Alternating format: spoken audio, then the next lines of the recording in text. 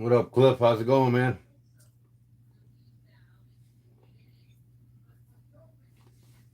Had to give me a late night snack. Chicken patty in the air fryer with pepper jack cheese melting on it.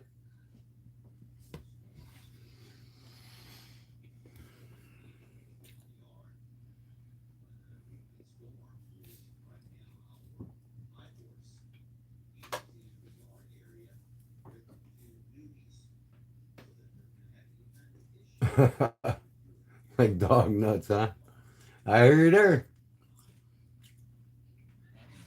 What up, Paul?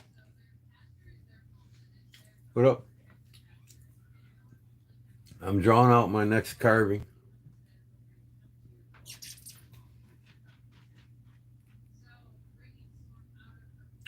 My next knife blade carving. I'm doing something a little different this time.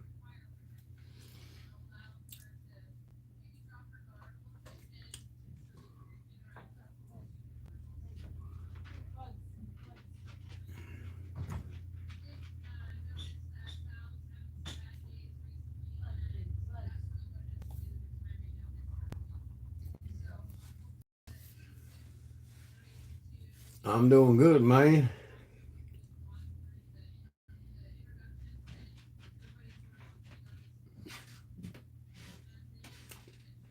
As know as a man.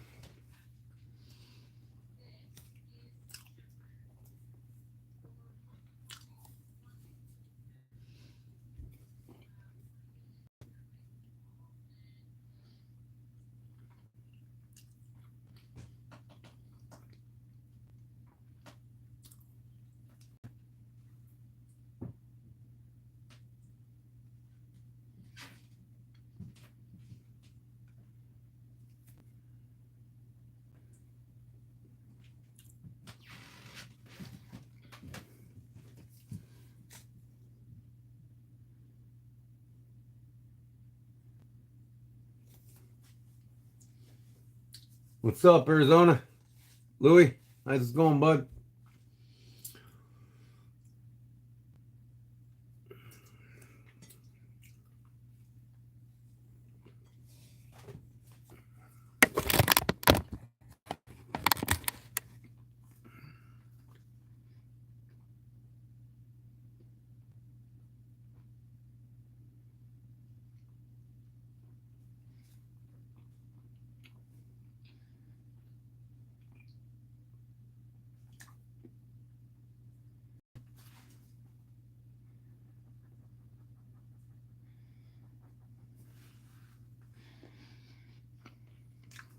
I'm drawing up my next knife carving. I'm doing something a little different this time.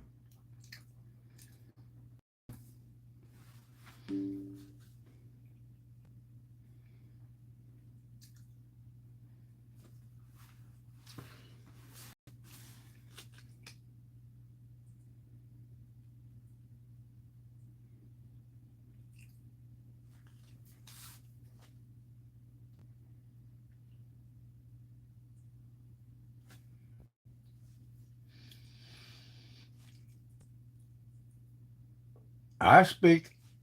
I don't speak Indian though. What up, Cliff?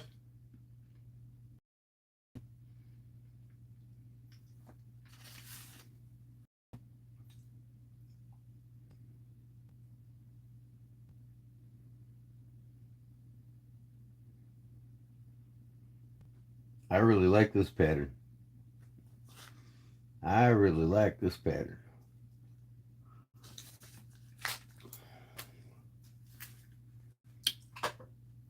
What do you think? You like that? That's gonna go on this SR1 light. It's got a big ass blade on it. Big ass. That's quarter inch. almost a quarter inch.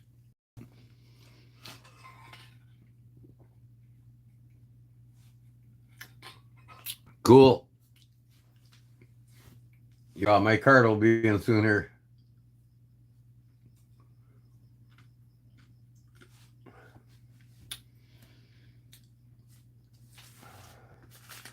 I like this pattern a lot. A lot.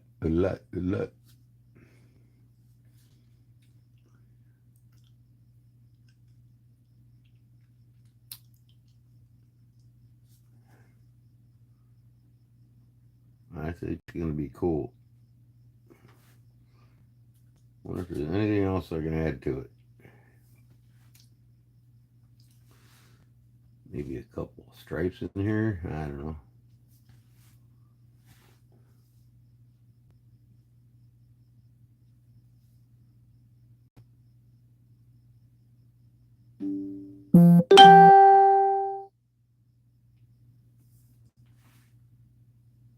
Nah, I'll leave the stripes out. Okay. Now, put this over in me vise.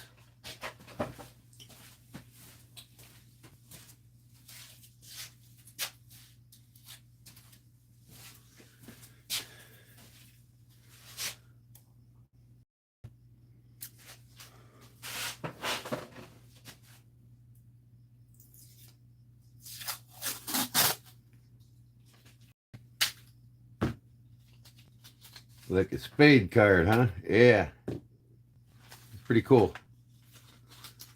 Something different. Instead of a vine pattern all the time.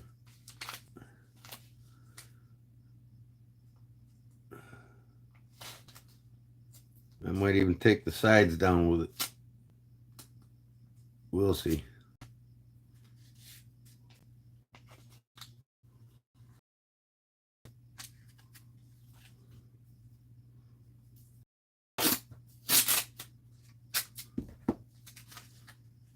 Not right, yeah. I had to take the thumb stud off to.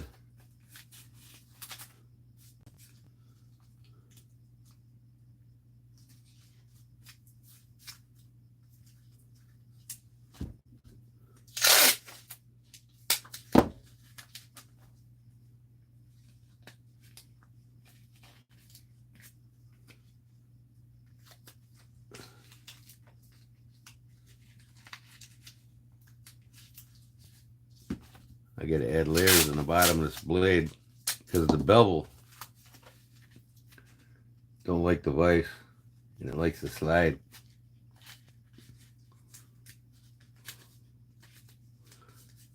And then I'm going to change these scales. I'm going to make some wood scales for this. Not now, but eventually.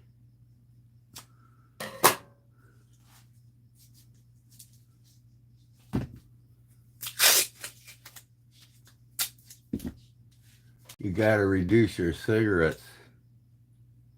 I do. You gotta reduce the food you eat. When you're eating those, more poison than my cigarettes. So, good luck with it.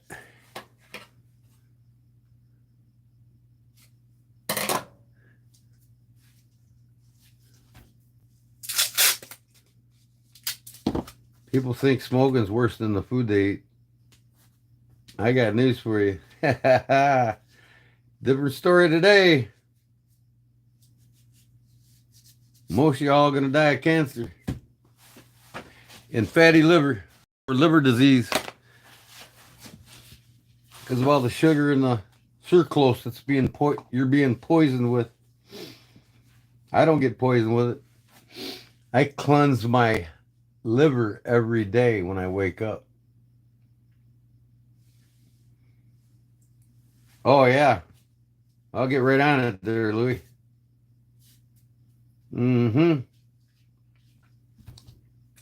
If you want, I'll do a special order with them just for your knife. How's that sound? I got you covered. He's watching too, by the way. He just hasn't said anything yet. Gotta love Justin, man. Gotta love Justin. He's a good old boy. Okay. I'm gonna get this over in the vise and take my camera over there. Nope, you're wrong, brother. I'm not going to get cancer because I know how to cure it. That's the difference between me and you and the rest of the public. Not cure it, how to prevent it, and how to flush it out of my body. So,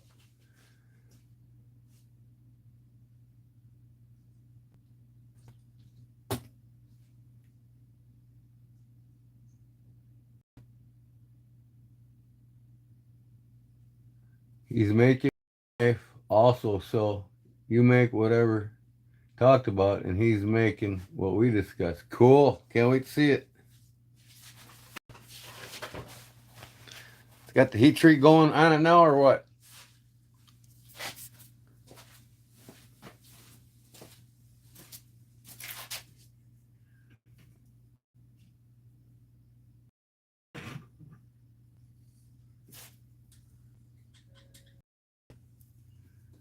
Okay.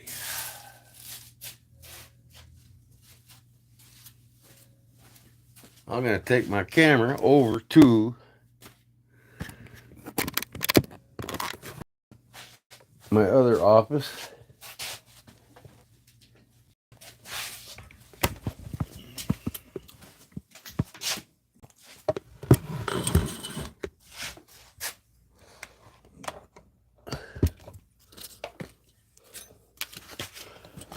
Uh-huh. Yeah, buddy.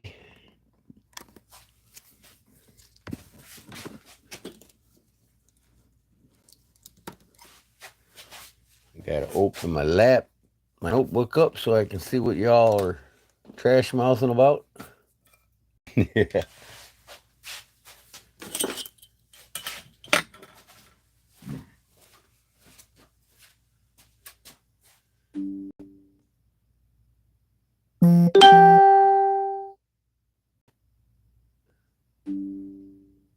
Well, that's awesome, Zona. He's a bladesmith overnight.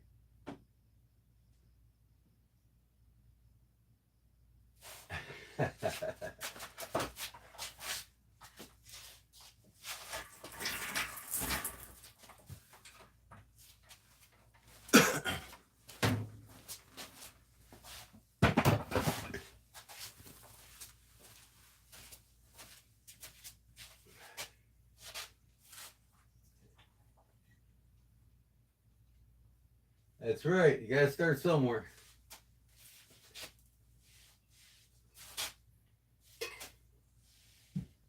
You can't learn by your mistakes until you start doing it.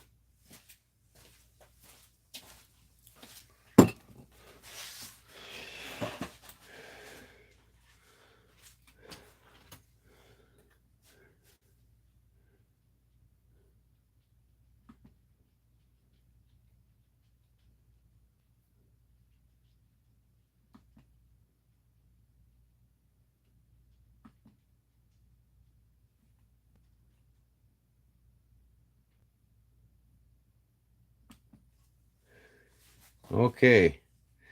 My notebook. I'm gonna have me a death-defying cigarette. Yeah.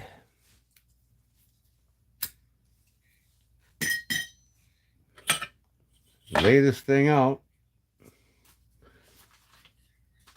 Now, I'm thinking this thing's gotta be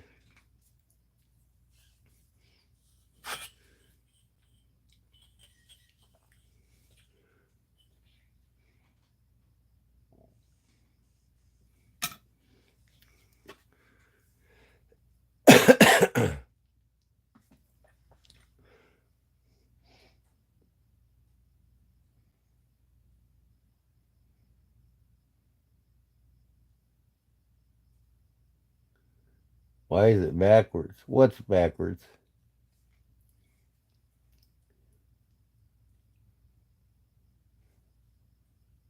Mad Yoko? Who's that?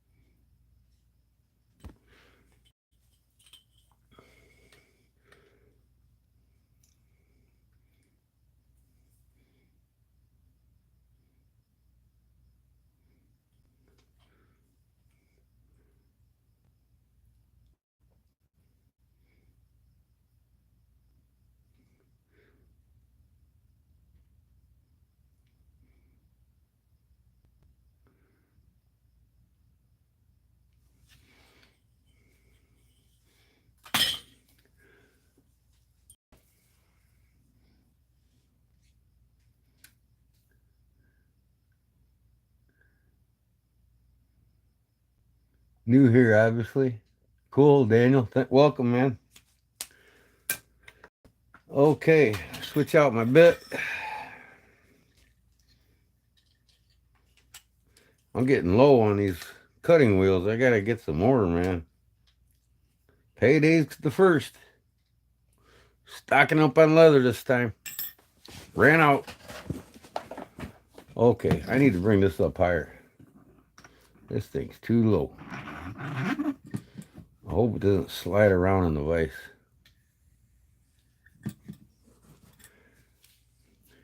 All right, now to start my pattern, I gotta go this way.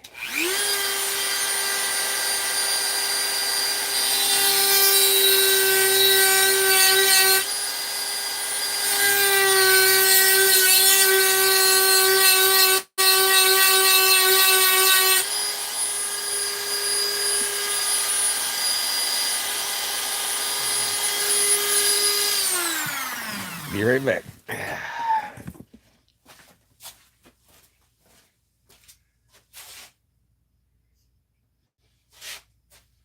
Okay.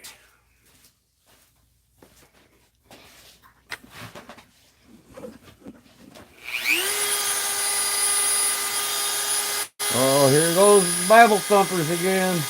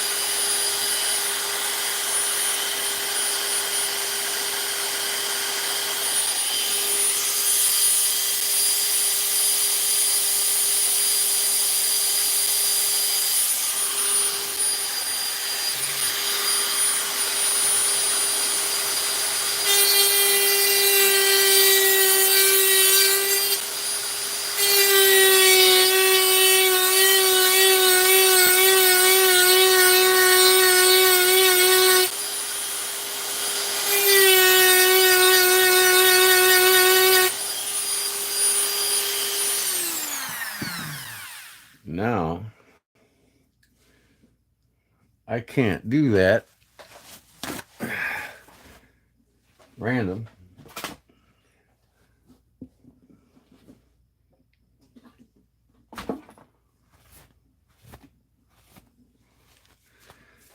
I've got to do it the same.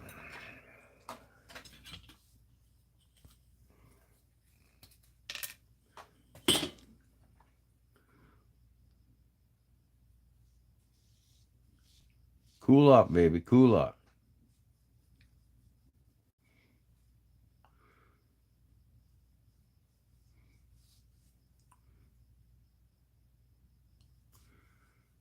It's warm.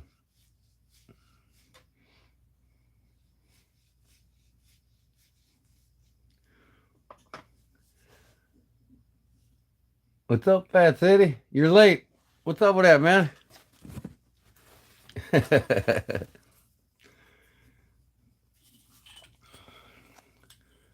Okay, so now, by the way, I made these 3/4 of an inch apart. So I'm not using millimeters this time.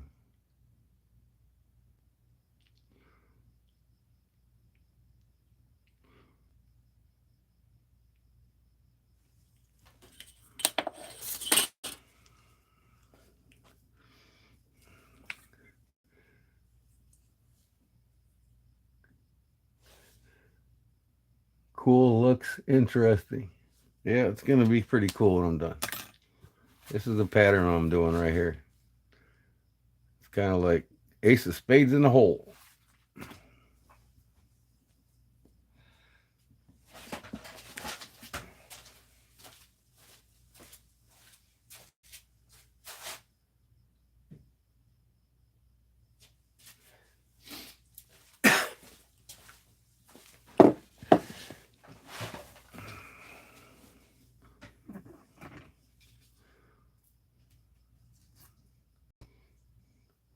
Other side now.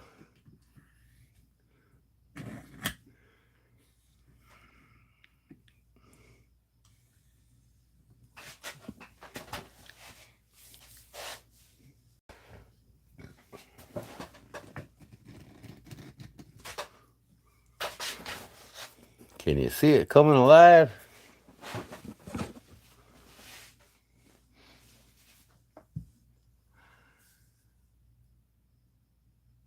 Nothing like a good nap. I had one too. I got the whole backside of my folks' house almost done. Got the scallop shingles up on it, or the fake shake on the gable end, and all the vertical batten siding on the side. Working by myself, I almost got the whole side done.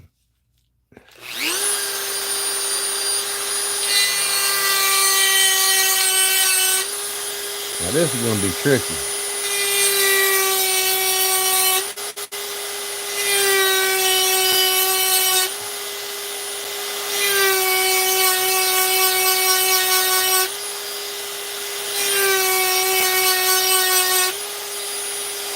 Got to get them in the same plane.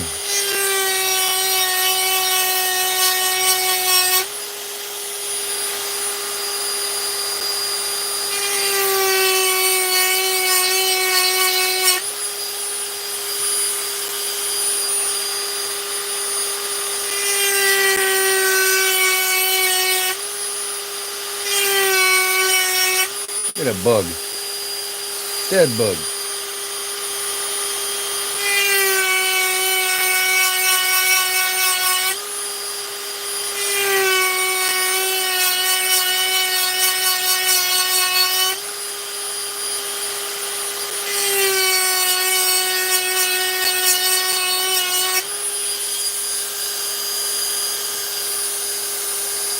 It's close.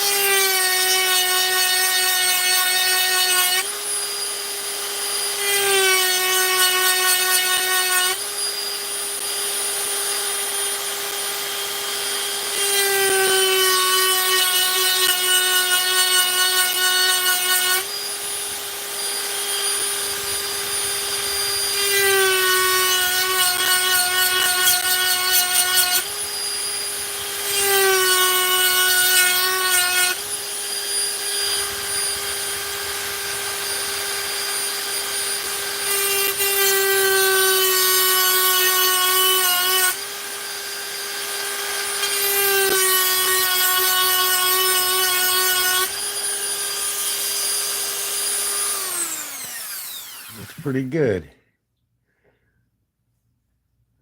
I'm carving a knife spine. That's what I'm doing.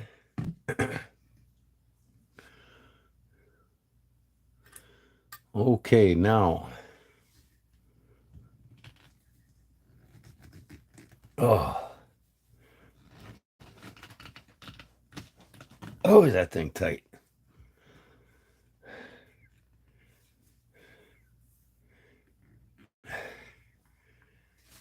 See if I can get some cuts going in here, right? Where's my other file?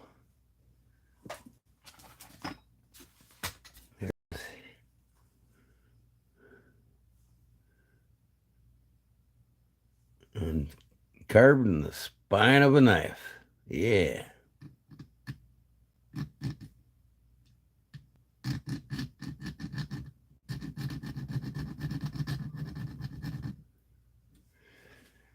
So I'll make sure I'm doing this right first. Yeah, that'll do it.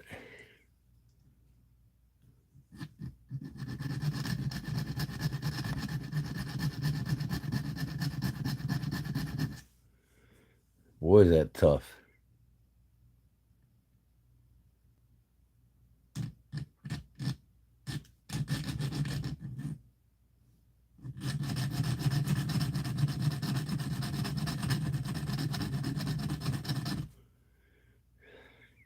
Get it started there, I guess. I gotta come in here with this damn Dremel.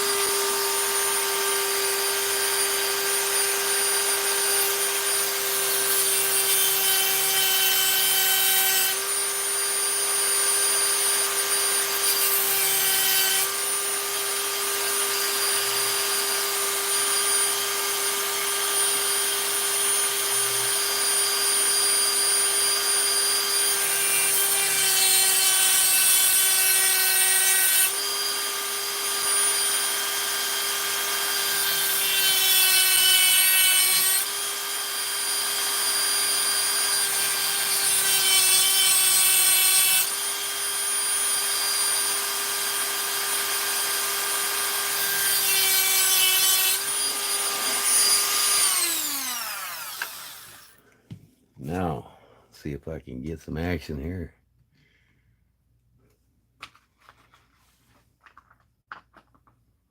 I'm gonna put my handle on it. Maybe it'll get a little stronger for me.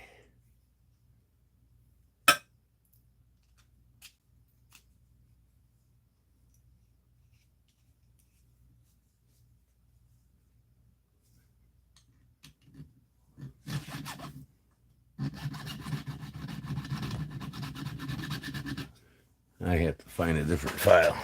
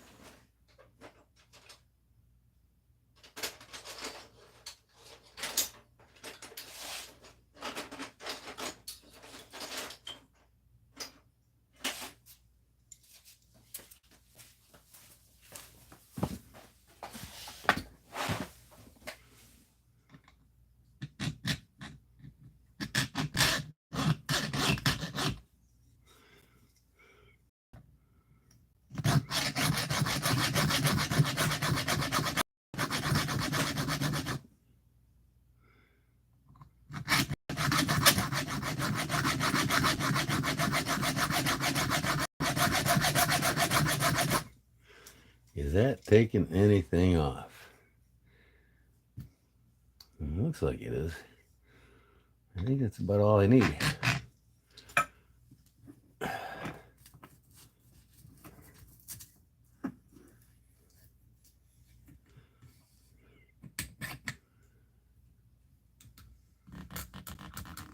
Oh, I'm telling you what, this SR1 light and that AD10, it's indestructible steel, man.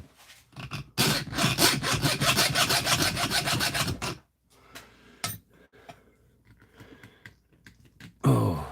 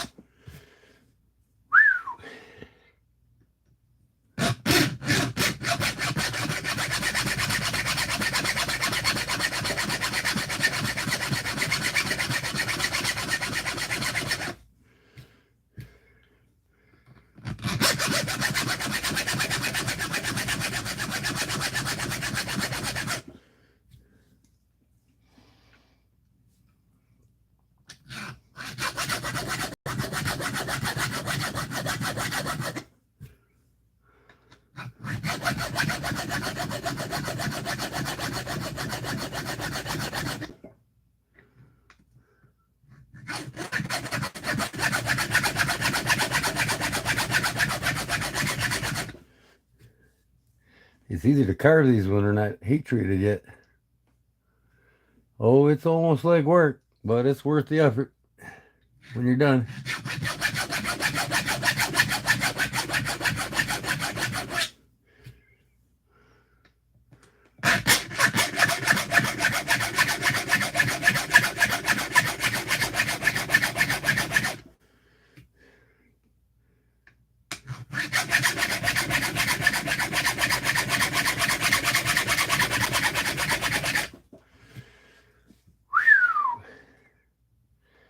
This is some badass steel, man.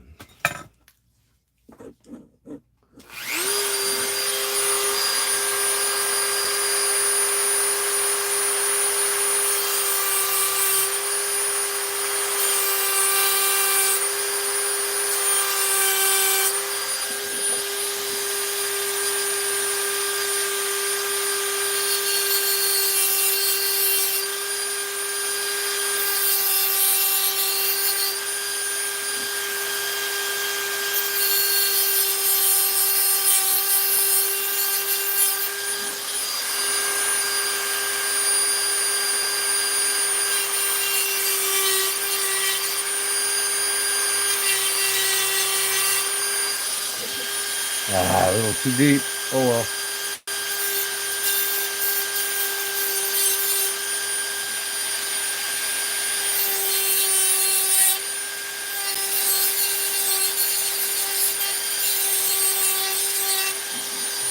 I want it more of a...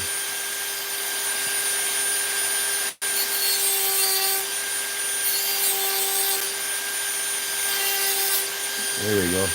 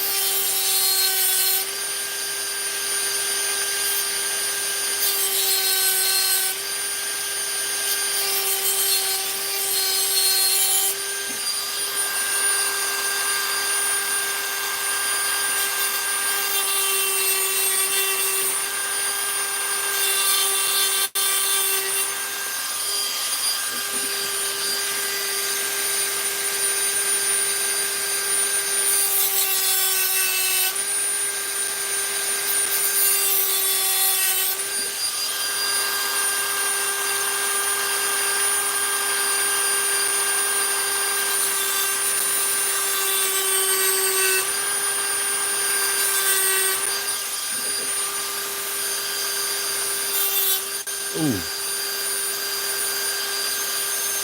wrong spot.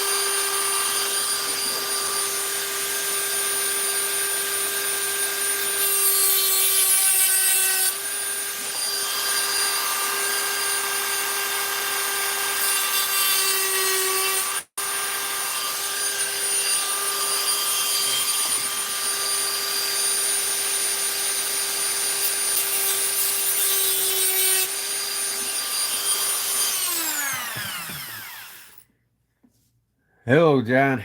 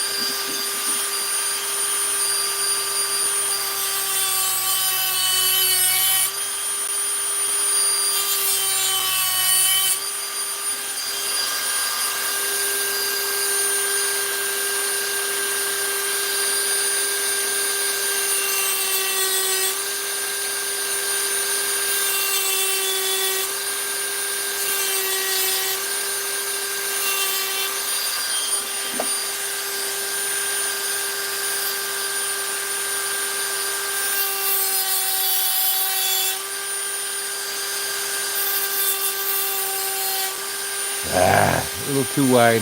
Oh well.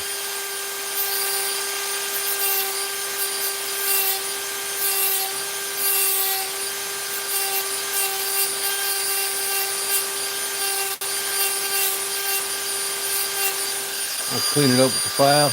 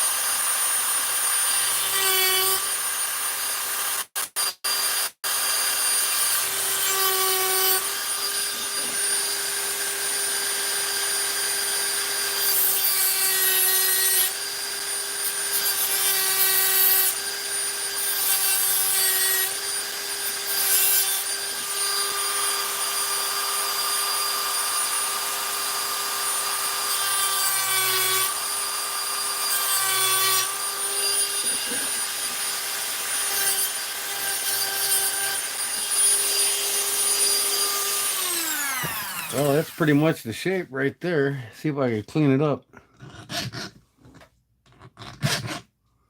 I doubt it.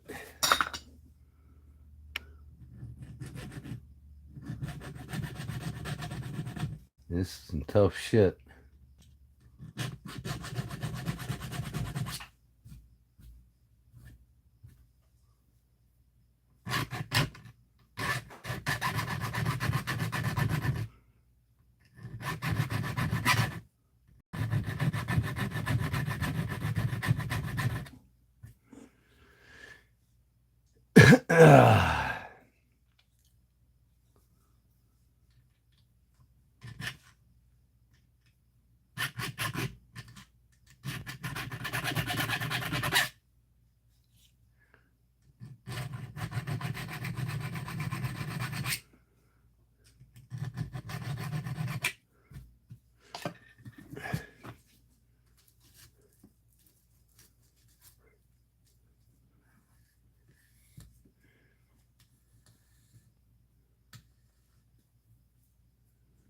Jim, I don't know. He's probably making another video. Of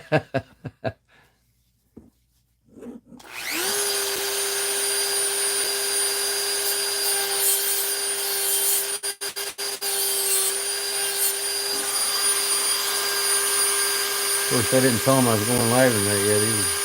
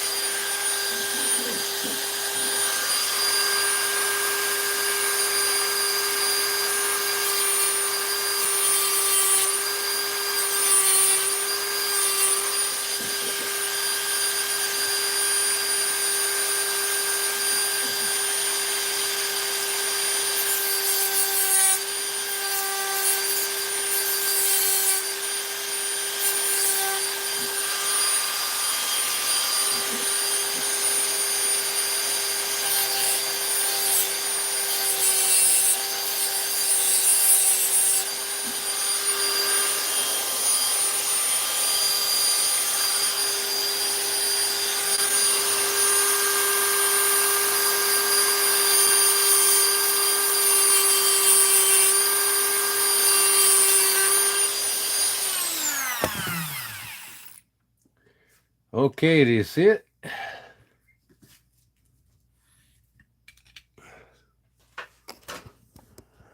Does it look like my picture?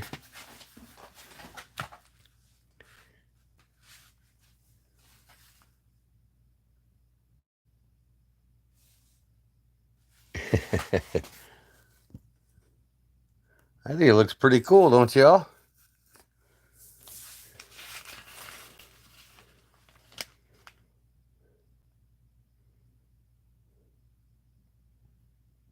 I think it looks pretty damn cool.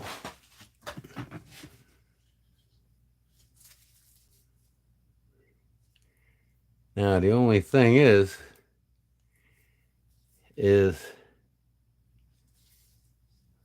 on the side here, it don't look pleasing on these triangles. So I need to bring them to a point. See if I can do that like this.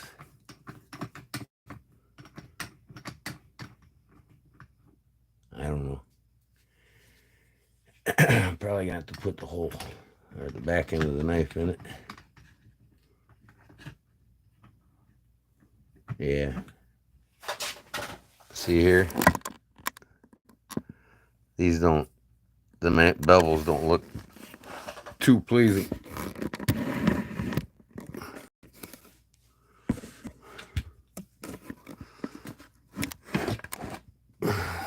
On the side of the knife, so I'm gonna have to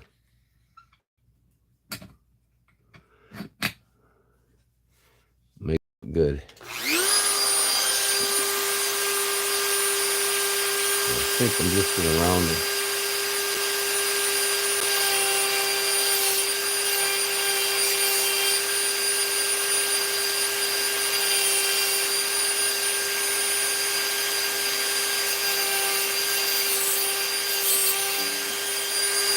Thumb stud goes there.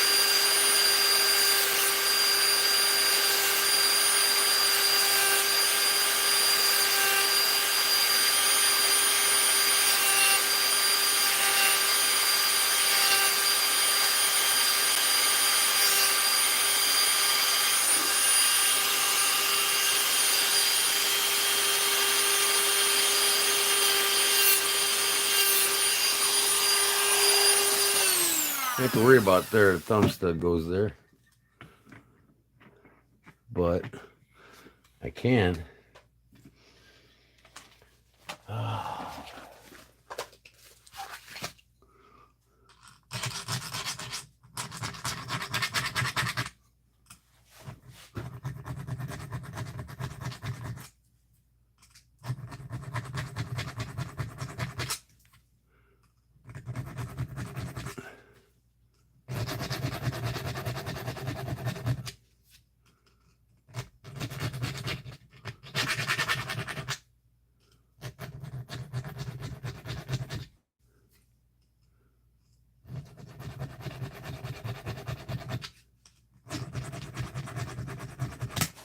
Ooh.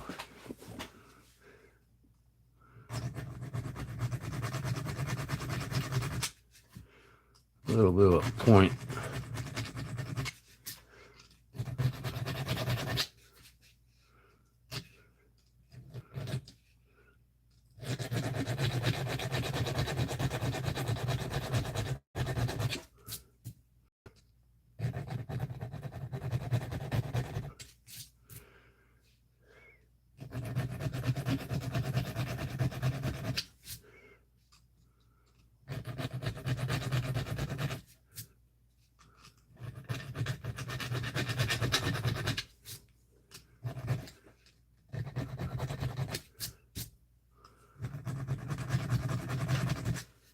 Huh.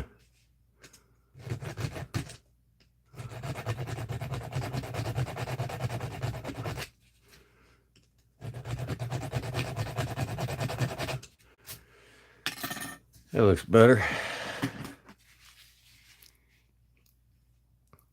Much better. That's more aesthetic looking. Okay, other side.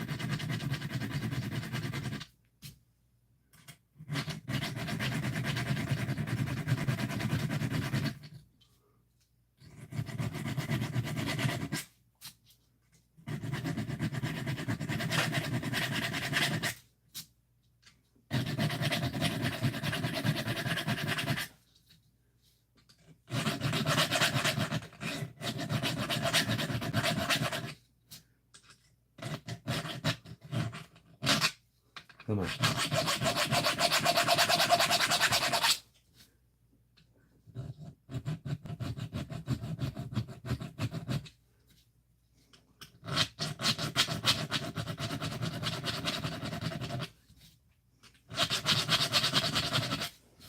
Okay, that'll do it. That looks much better on the side. Much better on the side. But that's it, folks.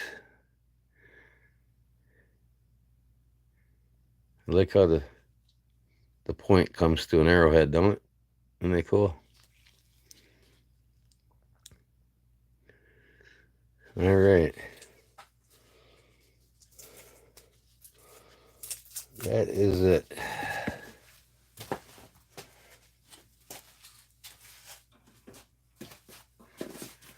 This is the best shit, folks, right here. Adhesive remover.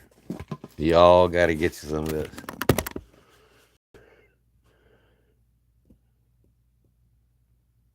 Mossenbacher's lift-off. Tape, label, and adhesive remover. Watch this shit work. See that tape that's stuck on there? I only got a little bit left. I'm going to order some more on Amazon. A little bit goes a long way. Watch this. Just dab it on there. Dab it on the other side. Now rub it.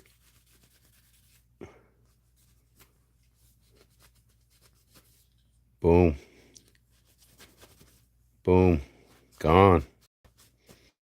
That's the shit right there, guys.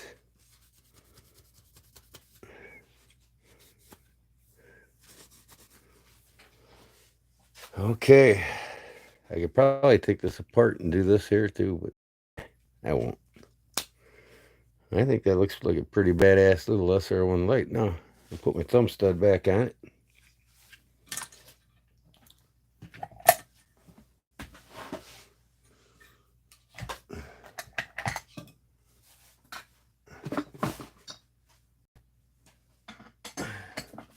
Once again, if you want to get this,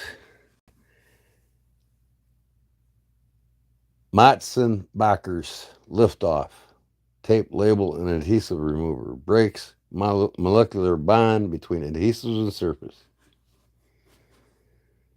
Looked it up on eBay. Matzenbacher's.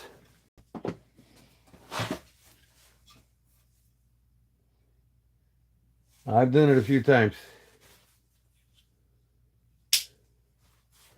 Just a few times. It's probably about my 50th knife carving. Oh, I don't like the front of that. They kind of burn it at the tip.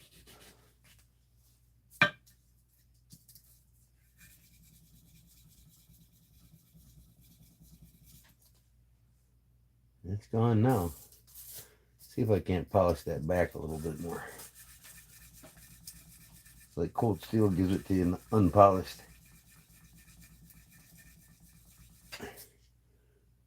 Oh yeah. Looks good. All right, I'll get my thumb stud now.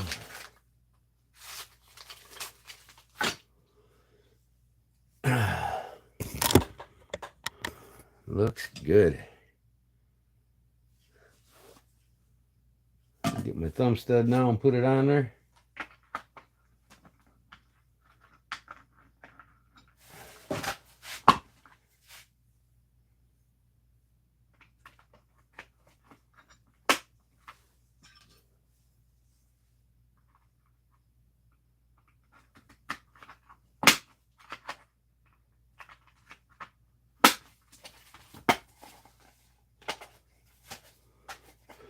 Oh, I'm zoomed in too far, ain't I? Okay.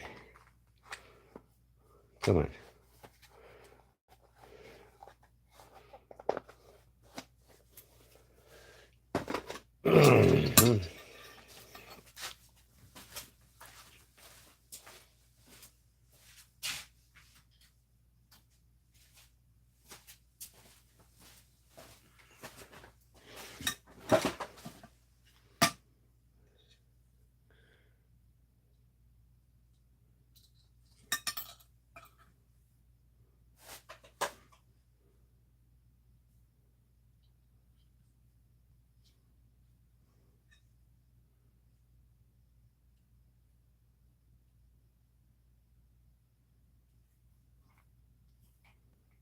Oh.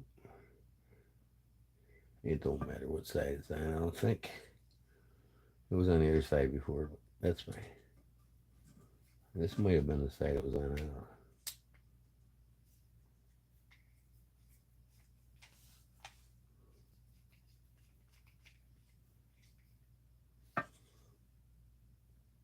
know. Oh, there she is.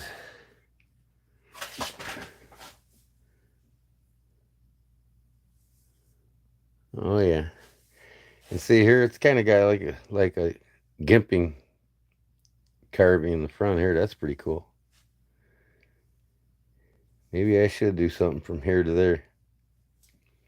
That'd be cool. The only bad thing is, oh wait, yeah, okay, them are pivot pins. It'll come apart. But next move is I'm gonna redo these scales. I might make all my cold steels match. I put zebra wood on all my cold steels. I can't though, really, because I did these with this carbon. I made these carbon fiber scales with copper. I got to redo it though because I cut this my drill bit drifted on me a little too deep. It won't come apart though, but it's not really together good. So I'm gonna take this off and probably do all ironwood on or zebra wood on all these knives.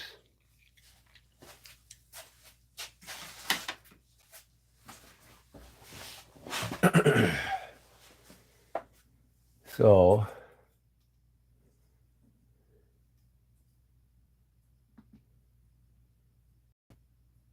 put the new micarta on it. No, hell no.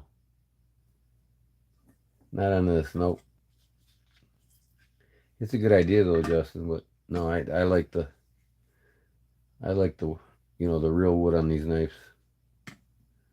It looks so much I'm a carpenter woodworker, right? I love the aesthetics of a really cool looking wood. I mean, it's zebra wood and it's got these piffs in it, and I'll tell you what I'm doing in my buck though. My custom buck I'm doing.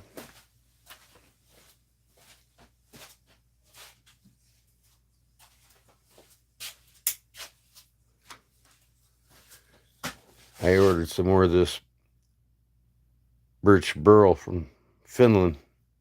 I got some more coming. And if you remember, I did a LB7 charade with that. You can see it on my channel, but yeah, this deserves the good fine birch burl. Man, that spine looks nice, don't it? I can't wait to get that burl on here.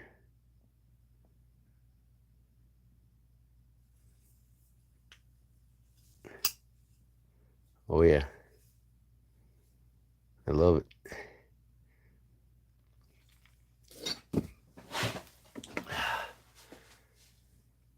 Get the wood out. Oh yeah.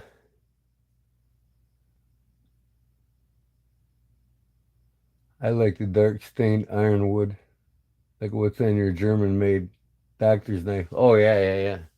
My favorite wood is, I mean, this is probably my favorite. Burls, I've always favored burls over regular woods. But man, you can't argue. I mean, most knife makers prefer ironwood over anything, you know.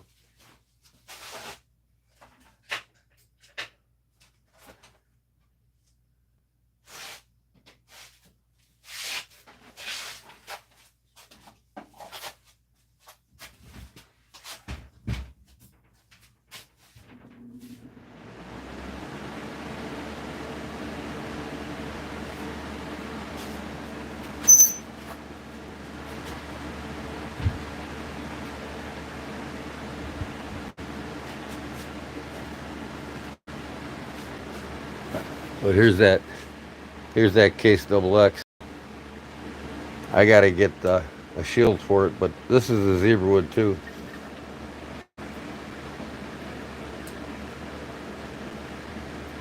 But yeah, ironwood this is the ironwood.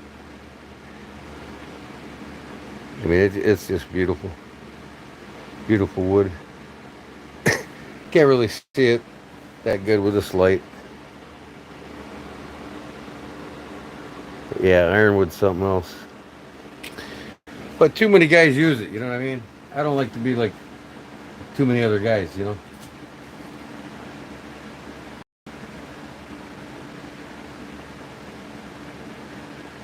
You like this stained black? No, I wouldn't touch this with black dye. Hell no.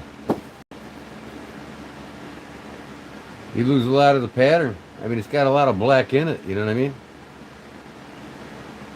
It's my Barlow. I love this little knife. I gotta make some more.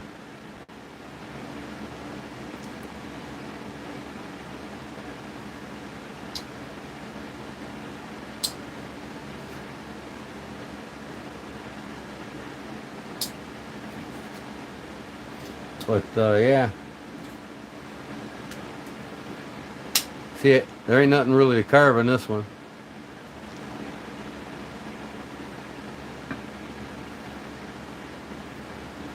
I don't need to carve all my knives anyway.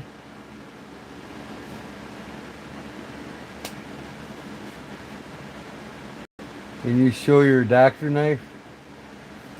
My doctor knife? Yeah.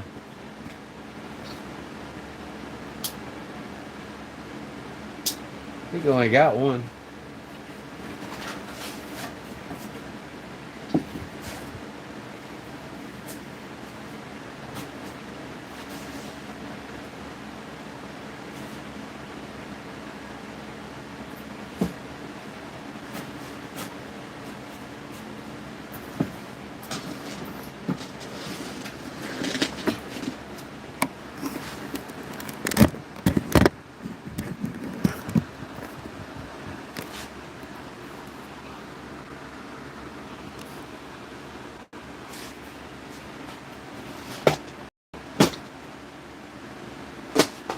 This one here, the bull, the German bull.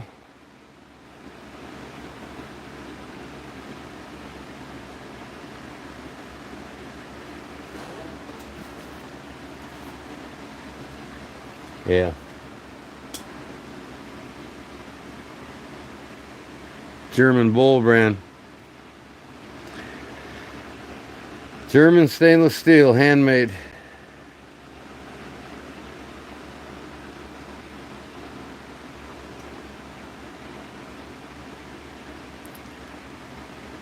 That the one you wanted to see?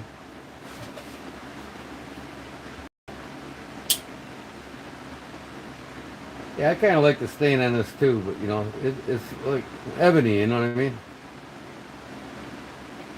I wouldn't stain any wood. I would just buy ebony. Look at all my German knives here. Look at this one. Mr. Hobo. Can't believe I got this thing for 10 bucks. They sell new for like 20, 25.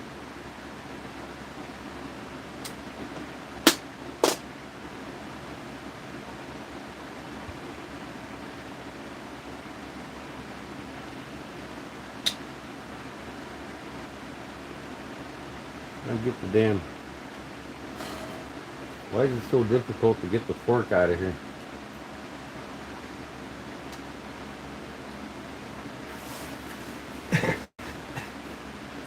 It's always so difficult to get the damn fork out of here.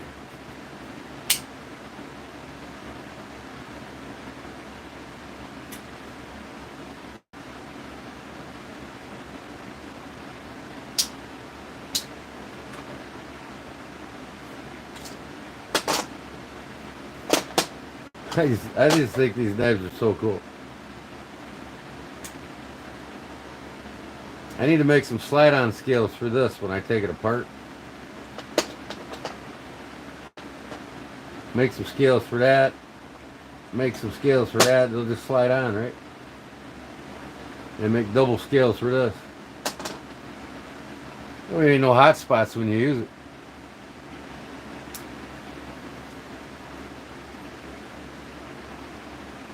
Yeah. Certain woods I like staying on, Paul.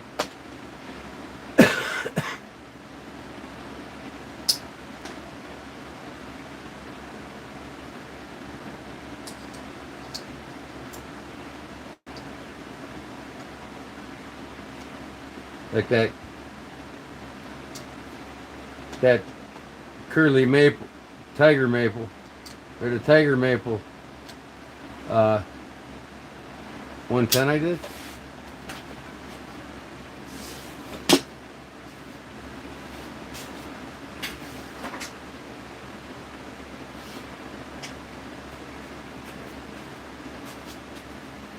Yeah, see this one here? That's curly maple, and I stained it green.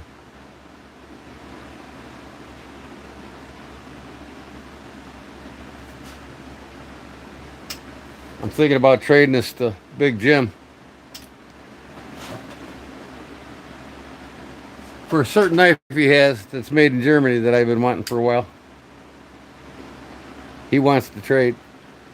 I need to clean this blade.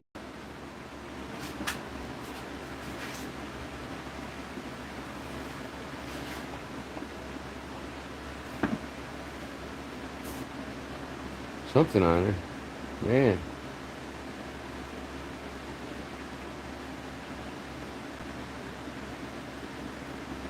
Wow.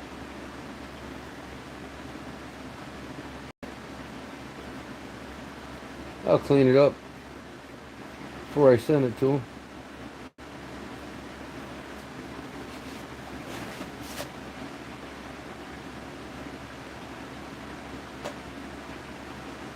Pandy Sustika said hi. What up? Do I got the trade for that German knife you got? That one you showed me today?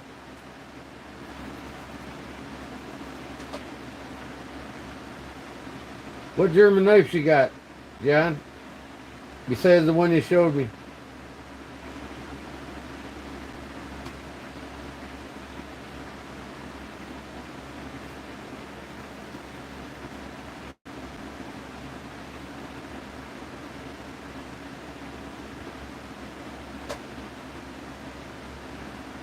I'll clean it up and polish it and trade it off to Jim. Well, I was hoping he'd come in here tonight.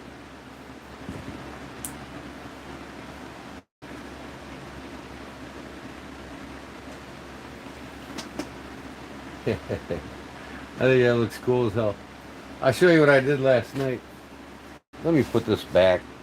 What the hell did I have in here? I don't know.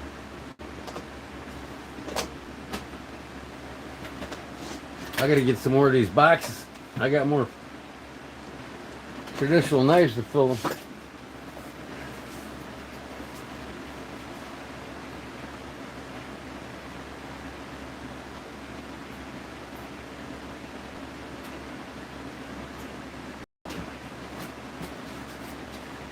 I'll tell you what, folks. If I get an order of at least a half a dozen of them, I'll make them oak knife display cabinets. $30 a piece. But I want a half a dozen orders. And of course, I'm not going to start them until I get Jim's three knives out, and Paul's knife out. I'm getting caught up on everything, and then I'm going to start making an inventory up. Like I said the other day, I got my Shopify website now, and when I get off this live tonight, I'm going to link it to my YouTube channel so you can see what's in stock as I put it there. You know, I'll start out with small things, you know, like knife slips and some shit. I got some already made other knives that are ready to go on it.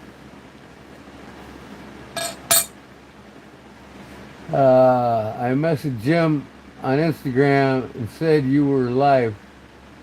Cool.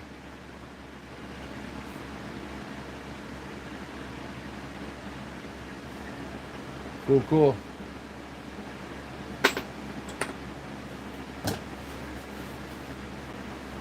Yeah, I mean, it's Saturday night, so I work today and I am not working tomorrow, so I'm gonna go pick me up some leather, and I got something really cool. Y'all like that leather work? I got something really cool. I just gotta find on my PC where I put it.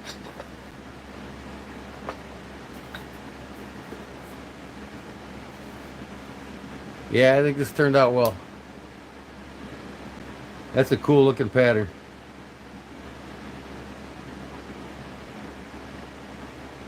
What'd you call it? Ace of Spades?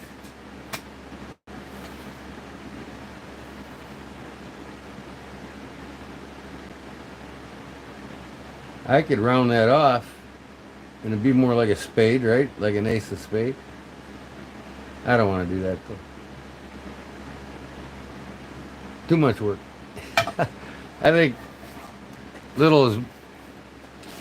less is better is more, you know what I mean? What do I got to trade? What do you like? What do you got to trade? If I look, I'll have to put you on hold.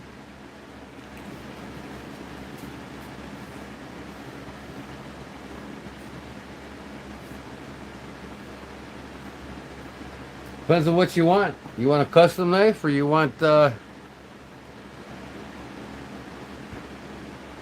somebody else's knife? Let me see what I got.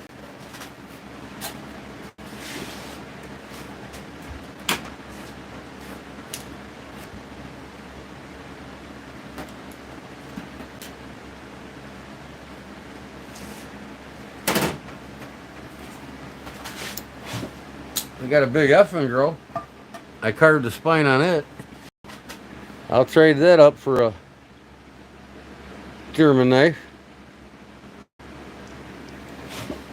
I mean, hence these knives are only $65 new, but man, this is like 14-ounce knife. And it's a honker. But now that it's carved, it brings it to 120. One of a kind now. I'll trade that up for something. I made the lanyard on it. It's a square knot lanyard. Little bit of piece of me right here, guys. I'll trade that straight up for a German knife.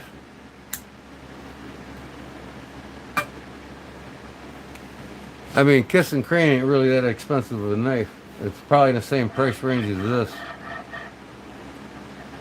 But it is made in Germany. You got other German knives too, don't you?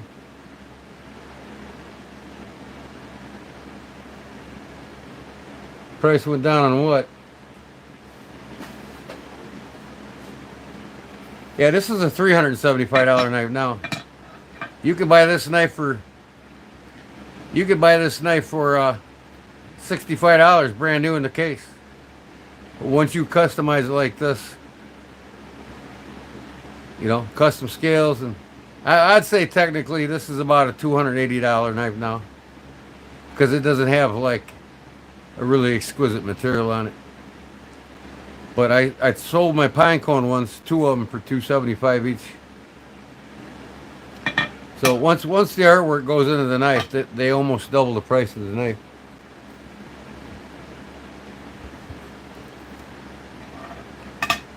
$20 tops for this knife? Well, you better give me $100 if you want it, because you know what? It's one of a kind, and the work that goes into it, they don't stay the same in price. And I bought this in the box brand new for $65. That was 3 years ago. I'm sure you can get them all over eBay for a lot less, but you know what?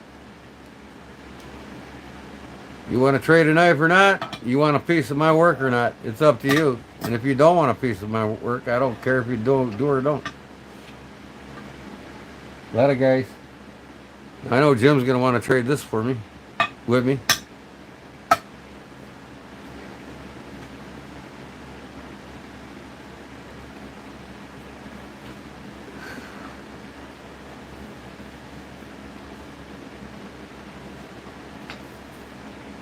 This one here, when I get it done, $300. If I put stag on it, $350. I want to put stag on it, but I got that burl coming, so I really like this stuff. $300 knife with the burl on it.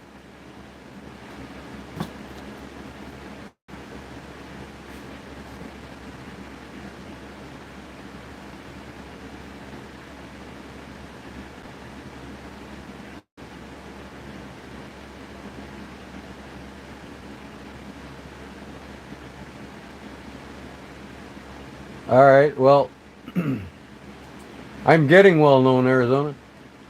The more I do this, the more my stuff's wanted. And if it's not, then why are you having me doing for you?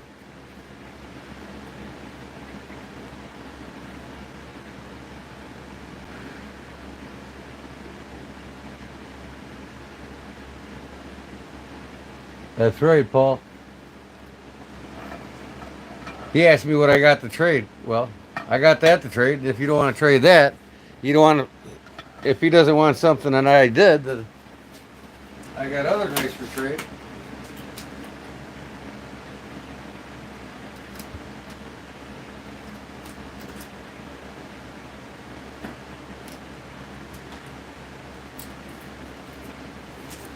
Here you go, Lou. You want to trade that one? Joe Vaughn. It's calling you.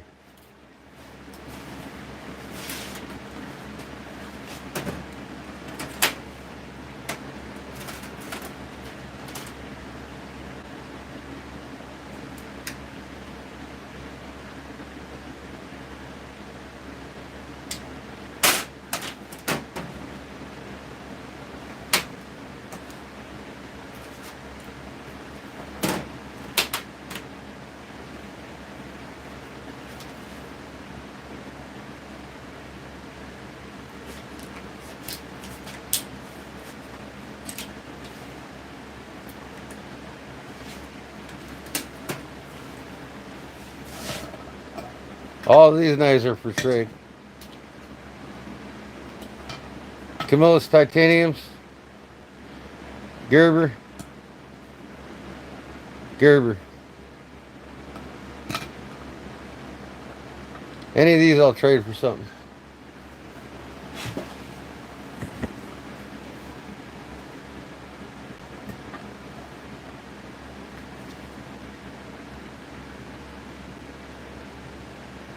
Break out a nice case or buck.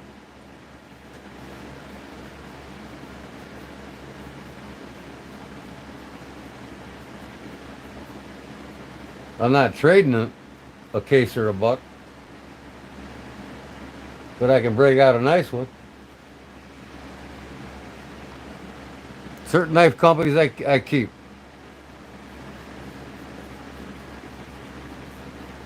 Like these two here I trade for a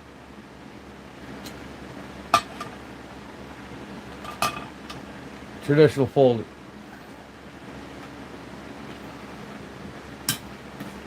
These two here I'd trade for a traditional folder.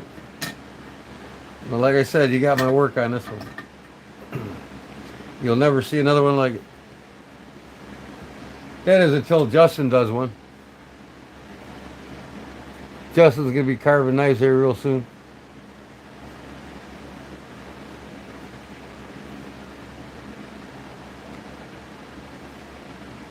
Busting out the beaters only.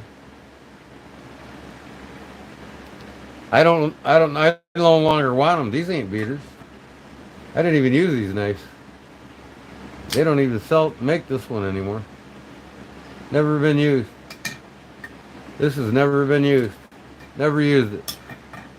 I don't care for this blade shape. Never been used.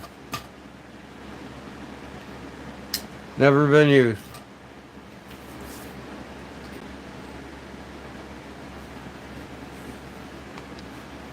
I just want to get rid of them. So, either people got a traditional folder for trade or not. I don't care. I'll put them back in my knife collection.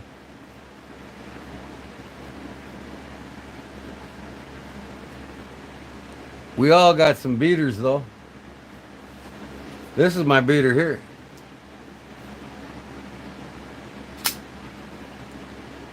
I use it a lot.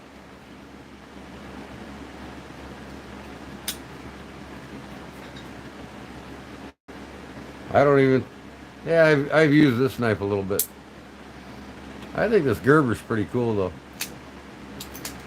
It's definitely got some fidget factor. But yeah, this is probably the only used one in this whole group.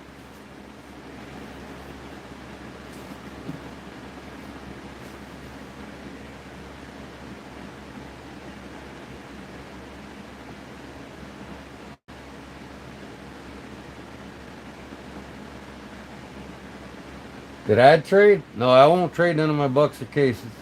Not the ones I got.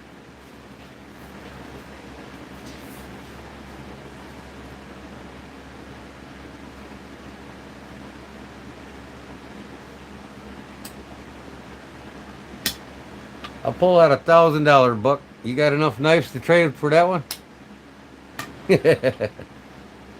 No, I won't never get rid of that one though. I told you, my wife got it for me.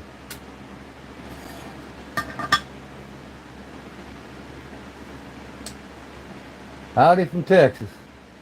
I watched you do the backstrap decoration with the Dremel recently, and I love the finished product. Nice work. Thanks, man. I just finished this one up just now live. SR1 Light.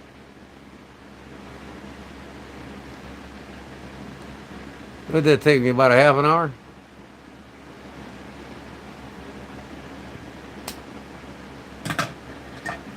Back they go.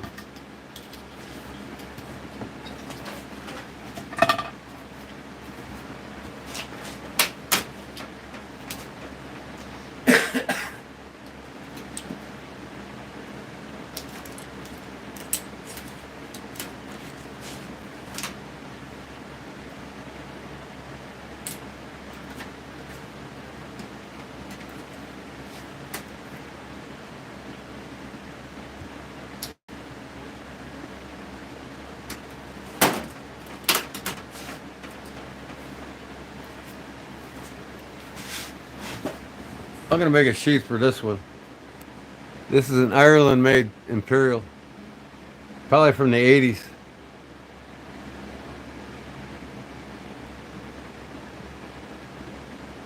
It's pretty cool. I like how fat it is. This will be a user for me.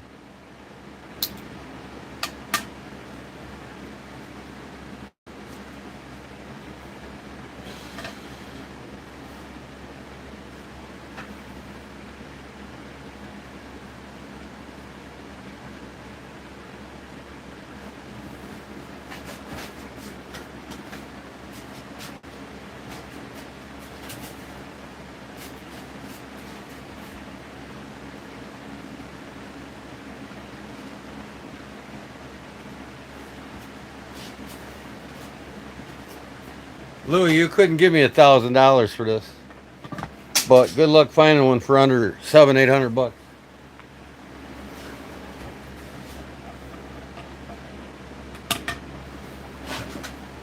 This is the custom shop elk dagger, and this is number 65 of only 250 made. You remember seeing it? The 970 elk dagger. There's a couple I've only seen one on eBay. I think it was going for like 700, 750. But I picked my wife. I wanted it. My wife said, "You want that for your anniversary?" I said, "Hell yeah!" And I was surprised what they were going for when I got home.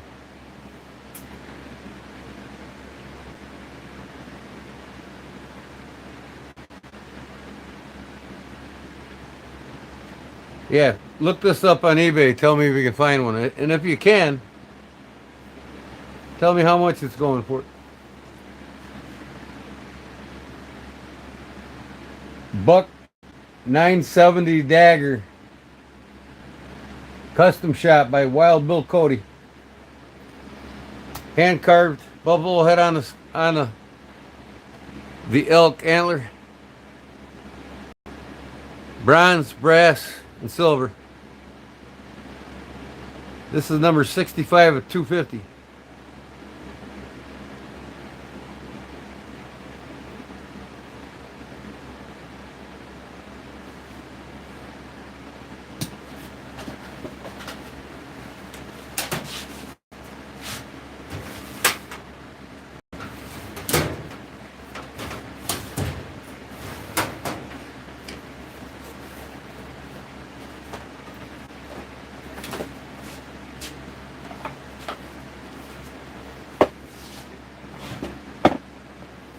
That's the case for it.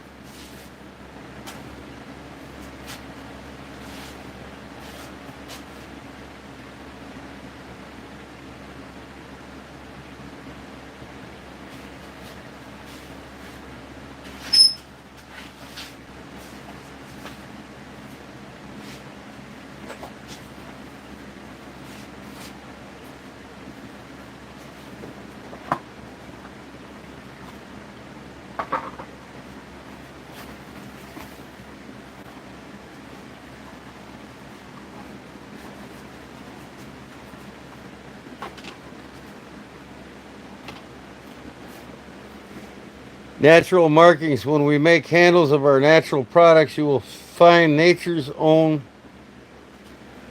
brand marks. In most cases, these markings are not flaws, rather nature's own design.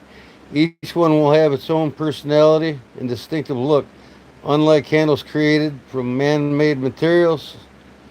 So what you now own is a one-of-a-kind knife, complete with the unique markings. Buck knives. Here's what I paid the guy for it. He wanted $450, and I talked him to $350. And I got home, I seen him on eBay for $750, $800. Certificate of authenticity, number 65 of 250. That's what this one is. The limited edition 970 elk dagger was created by Wild Bill Cody, Buck's custom knife maker. It features a minor polished 428C steel blade with file work. The elk antler handle is detailed with a cow skull inlay, and the bolster is with nickel, silver, brass, and copper. Oh, that's copper. Yeah, that's copper.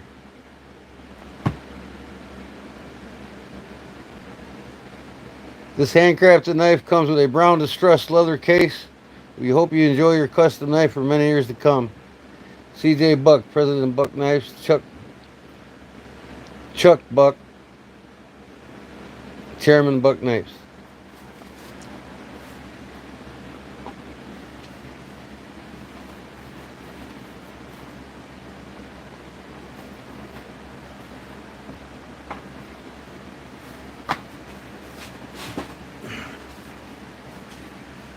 Uh,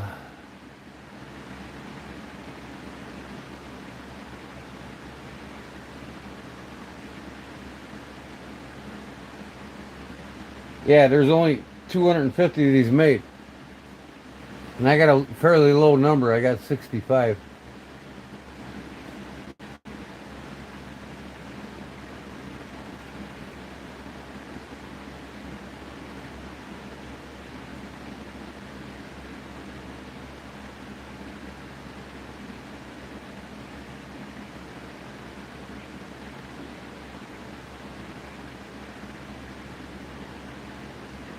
No, the reason for expensiveness isn't based on how deadly a knife is. Any knife's deadly. The knives themselves aren't deadly. It's the person using it that's deadly, makes them deadly.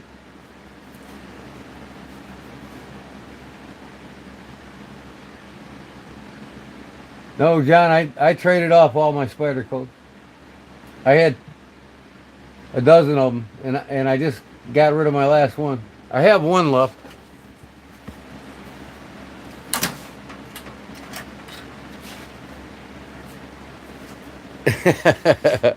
The world's smallest spider coat. I had two paramilitary twos, and I gave one away as a present to a buddy, and then I traded one away. I had the Endura, I had the Mannix, I had a few other ones I can't remember the names of them. This is the smallest spider coat made. It's fully functional. This thing was only 20 bucks.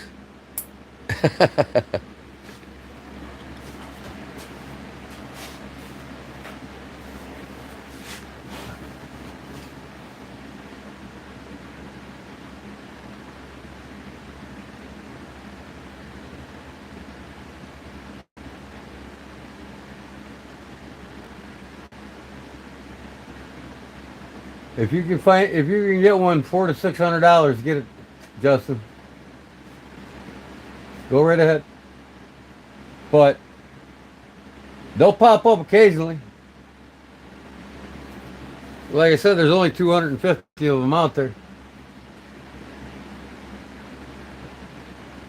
Last time I looked on eBay, it was I seen one for like $650 and another for like $750, and then they're gone. And then more pop up. So if people are selling between $400 and $600, they're desperate for money.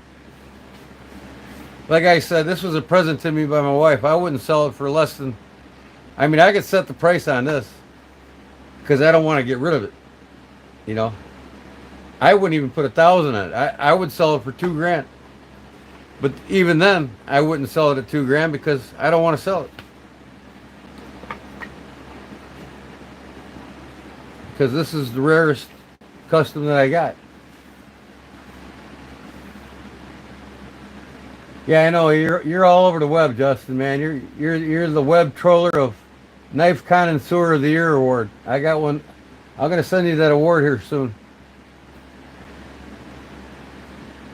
You just like going.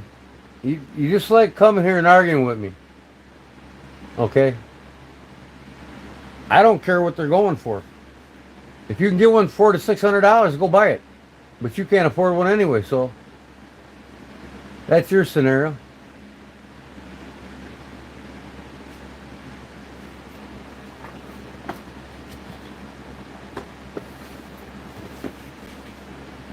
When I bought this knife last 4th of July in North Carolina, I was there 2 weeks and I spent $2,000 on knives.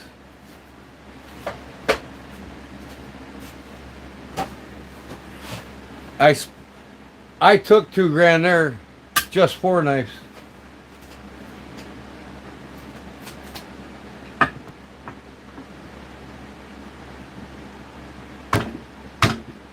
Yeah, let me know when you got one, Justin. I want to see it.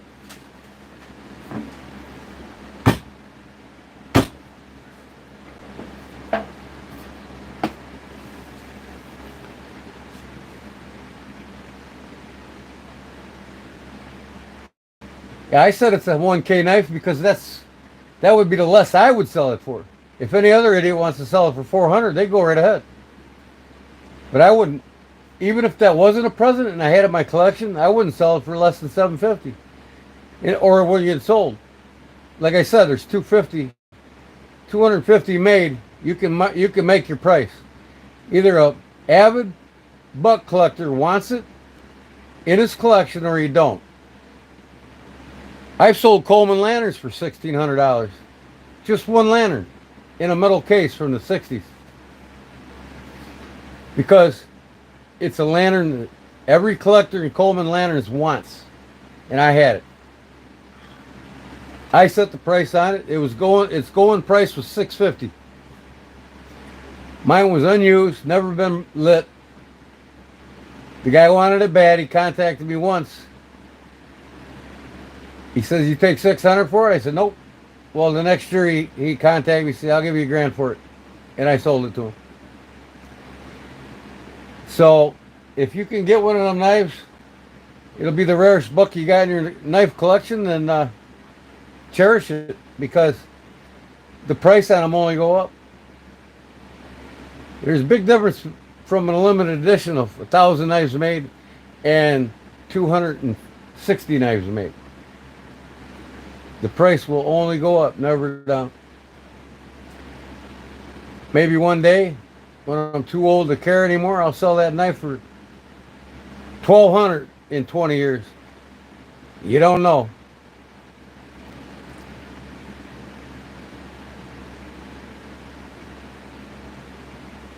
I'm not getting mad. Because everything I say or do, Justin's got to look it up online and make sure I'm saying what's going on out there.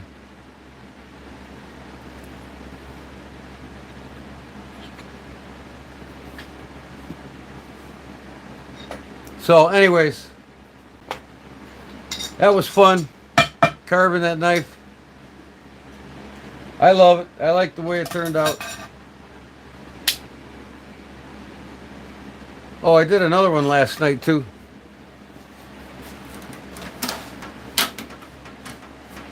Of course, I like to customize my Milwaukee knives. I put like a diamond pattern on the back of this one.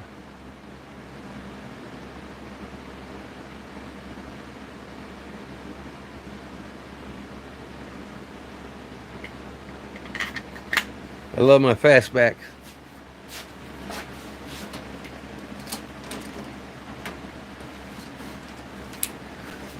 You remember I carved this one too.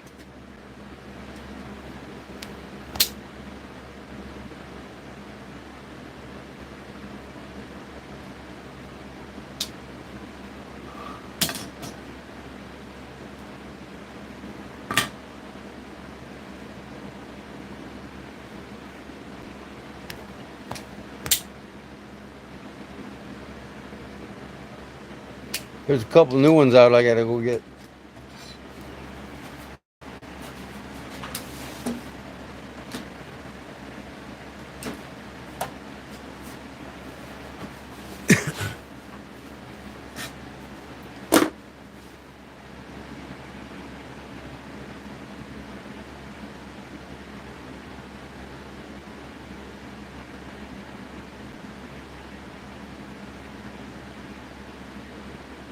Buck's constantly making knives in sets of 250, 500, 1,000. And they do it for a price game.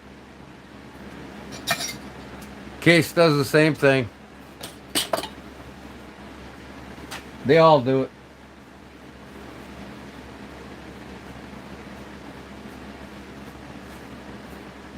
One thing's for sure though, when you buy them, you never lose your money.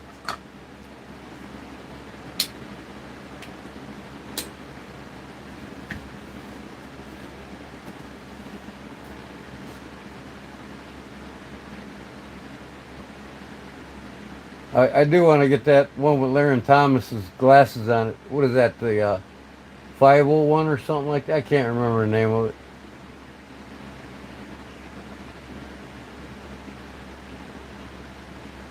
It's got the Magna Cut steel on it and Larry Thomas's glasses on it. I want to buy that one just to have it in my collection. It'd probably be the only Magna Cut blade knife I'll have.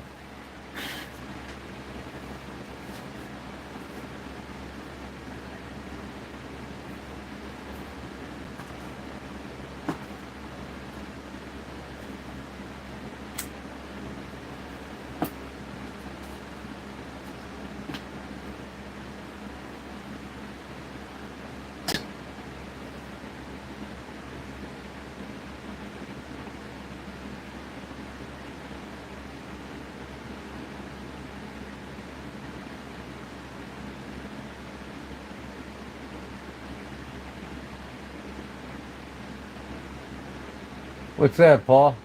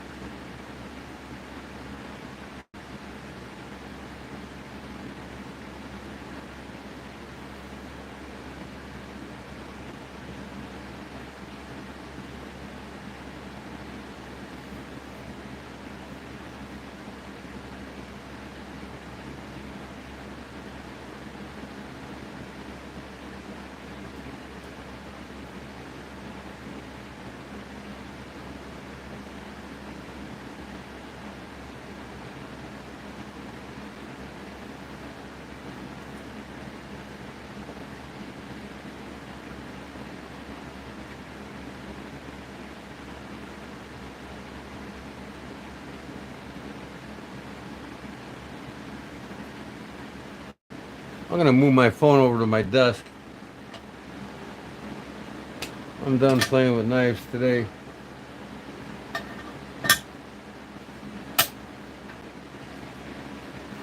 Starting a video on this tomorrow.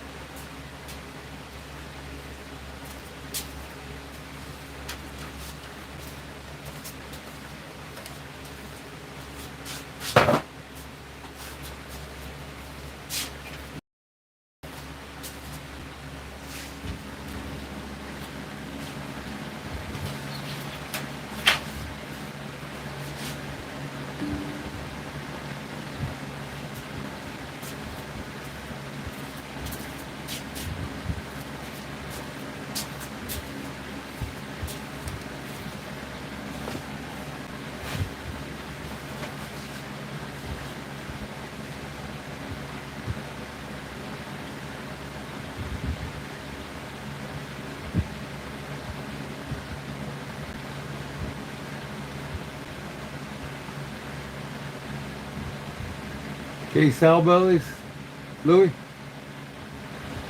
and your new cataragus.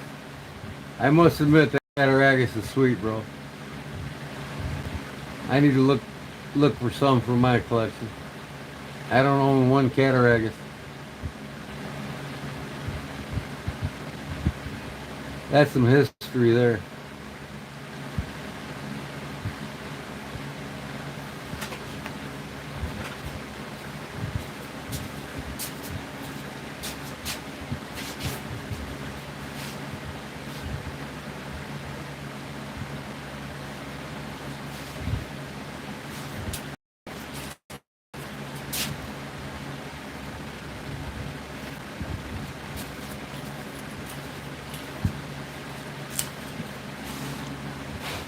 See, this is stuff I look for.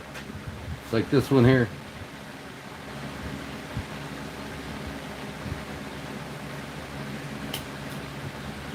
Boone and Crockett Club. 118.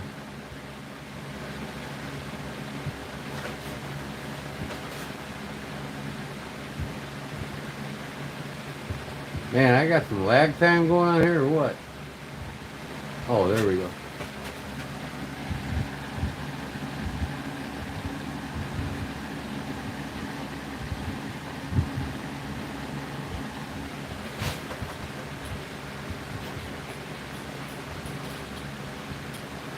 I just don't want the knives everybody else has got, you know.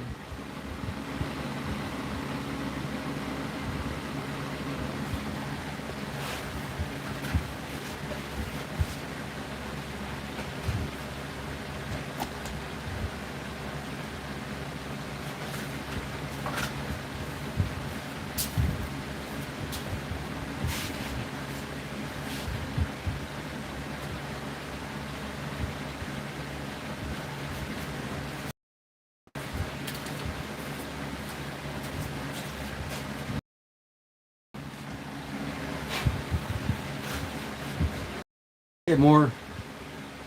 I want to get the complete set. I helped my brother-in-law get the complete set. He's got it now. But once you get the complete set, then you want to get them with the powder metal steels, and then you know the micarta handles, and it just goes on and on. That's how buck makes a buck. Yeah, I do too. I need to get a leather sheath for this. I like the ballistic nylon though. It is a sweet clip point.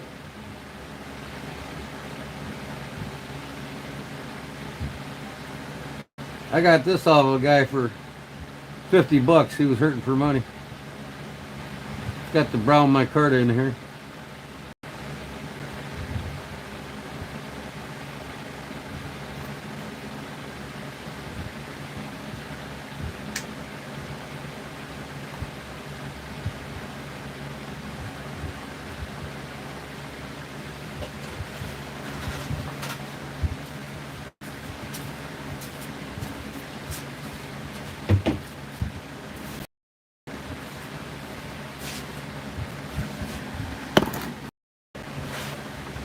This is probably my favorite.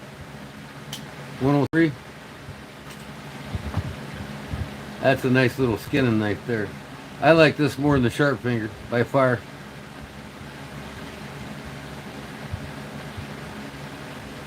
My favorite little skinning knife.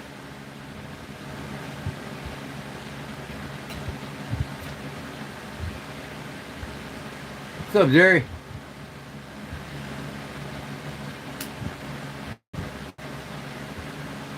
Then I got a beater up here. Brand new sheath, but knife's seen some better days. I'll get a new one of these days.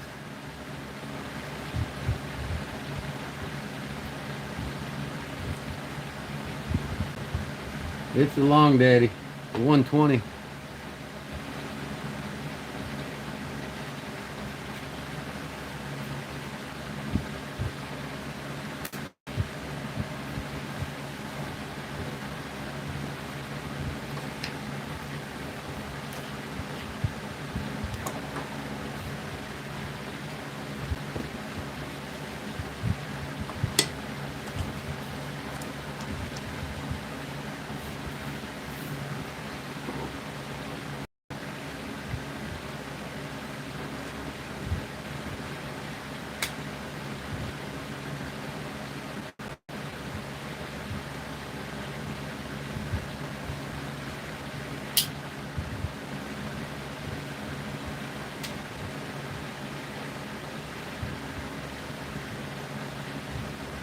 Tomahawk brand. Man, this thing needs some cleaning.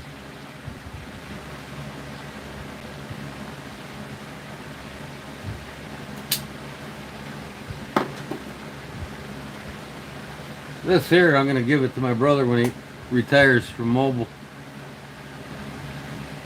Got the mobile logo on it. Mobile oil. I was actually on this job 1991. It's got hips too on the blade. That was the name of the project that we were on. I've done a lot of scaffold work in that project. It's got mobile Joliet on it. It's 10 minutes from my home here, the refinery. My brother's got almost 42 years in there now. He said he's ready to retire. And when he does, I'm going to have this hips too taken off of it. And have his name and the year he started, the year he retired. Give it to him for his retirement. It's a Schrade LB7.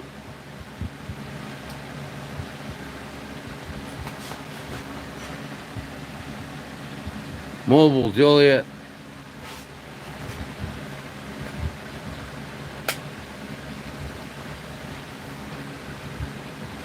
You love your sow busters?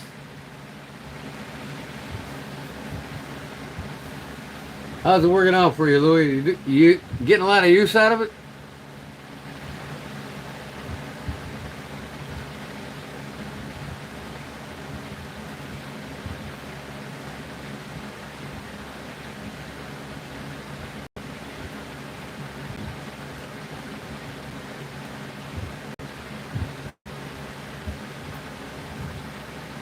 First two I purchased was a Buck 110 and a Swiss Champ from Victorinox. Yeah.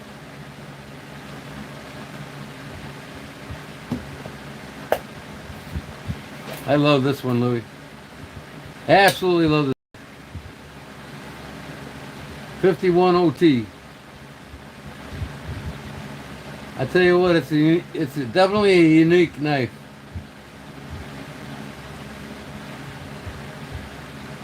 Kind of reminds me of a cross between an elephant toe blade and a Nesmuk blade.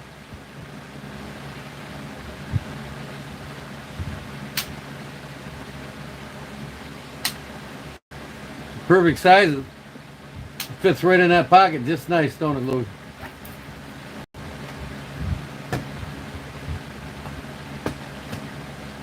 That's another thing I'm going to have on my Shopify. That's when I link it in the next couple. I think tomorrow I'm going to spend the time and get it linked to YouTube. I just created the Shopify website. And I'm going to link it. And my first order up on it's going to be a dozen sow busters. I'm going to have a dozen in stock coming up. And then I'm going to have replaceable scales for it. I'm only going to do, starting out, I'm going to do 3 different types of scales. I'll do an ODE green, micarta, a tan burlap micarta, and probably some type of wood scale. But they're going to come with the hex screws to put them on, take them off, so you can change them.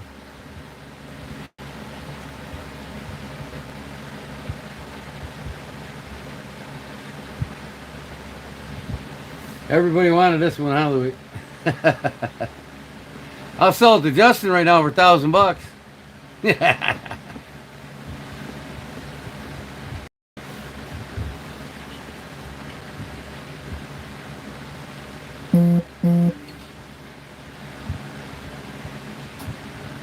Show you what?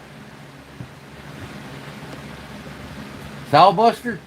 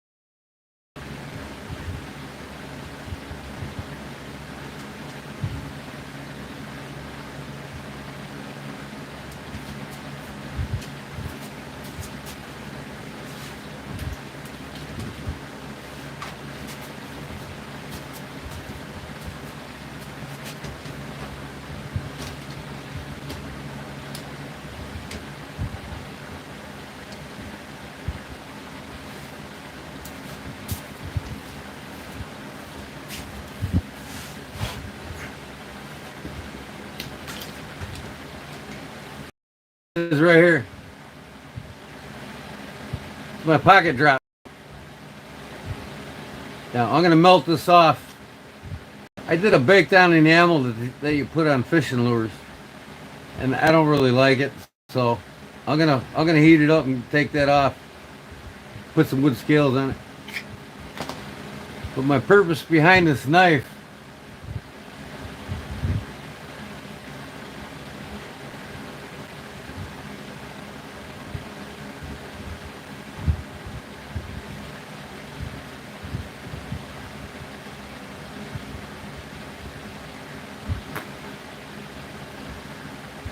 That's good, Justin. I'm glad you don't.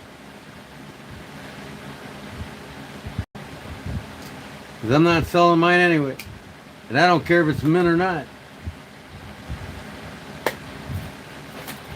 I just absolutely love it. This thing's not a scratch on the blade. It's practically mint. The sheath's never been used. But I love it. That's all that matters. I don't care if it's got to be called mint or not. But here's my purpose of making the sow buster. I wanted a fixed blade sod buster as a pocket drop. So it's thin. I carved a spine on this one. Fits right in the front pocket. Louis uses it all the time. He loves it.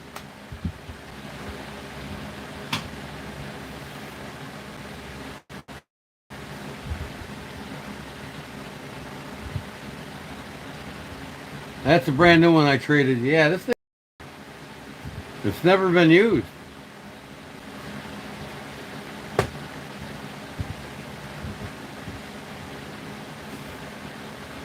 Would you consider that mint?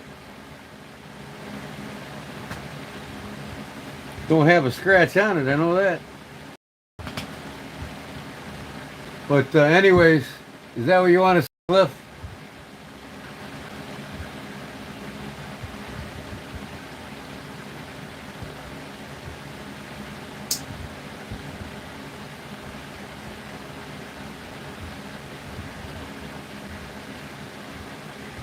Yeah.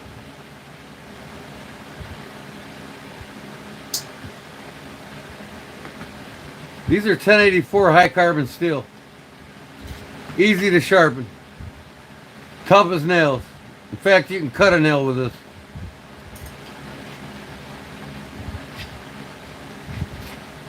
I'll show you how it looks in the pocket.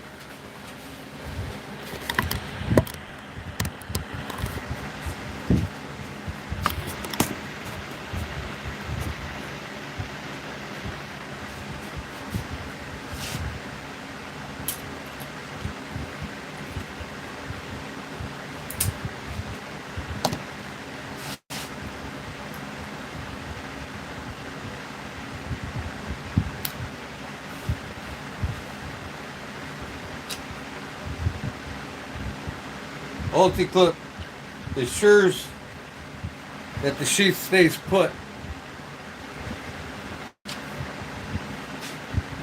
See, a lot of companies are making these. But they're making the slips or the sheaths with them stupid magnetic. Now I can drop this down if I want to. In fact, I don't know why I didn't. But see them leather ones, you know, they look cool and everything. Leather's awesome, right? But they don't stay put like this. You know, the magnetic things wear down and they're just garbage. You can't go wrong with an ulti-clip. It'll never come off. And you can clip it on anything, you know what I mean? Clip it on your suspenders. You know, clip it on your suspenders or your jogging sweats or whatever you want, man. When you pull that knife out, that sheath does not go anywhere. It stays. Them leather ones, they right out of your pocket half the time because them magnets, they ain't that strong.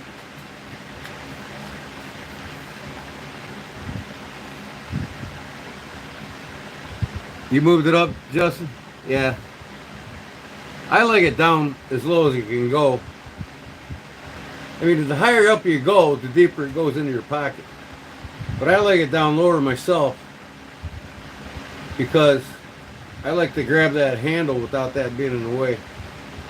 But you get used to it when you grab it.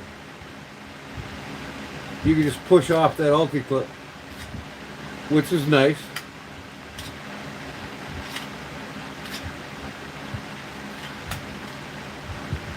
But I seen another guy came out one of these. He was at the blade show.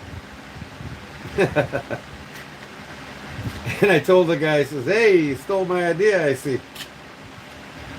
The guy's like, oh, you ain't the only one that made these knives. I'm like, oh, okay. Well, I'm probably the only one in 50 years that's made one.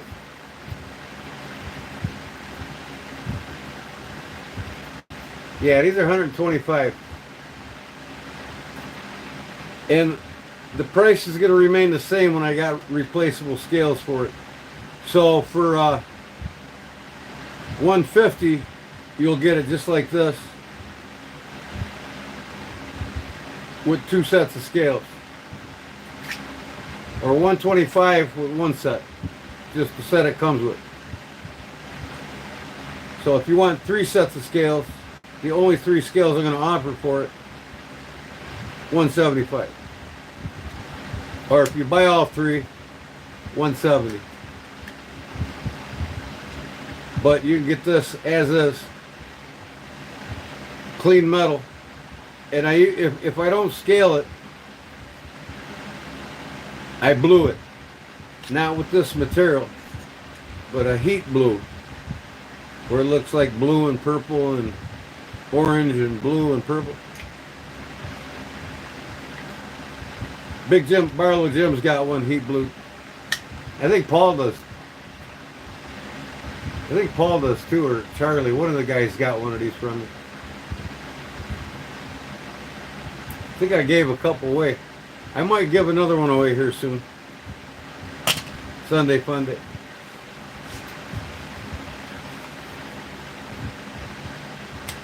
But I might do a slip for a sow buster and give it away on Sunday fun day. That way if somebody wins it, then they can buy the knife off me for 85 bucks. And they'll already have the slip.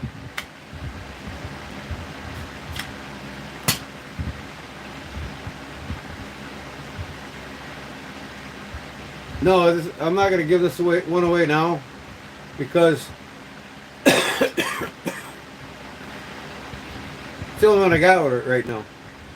I've got the pattern for it. I don't really need it for a pattern.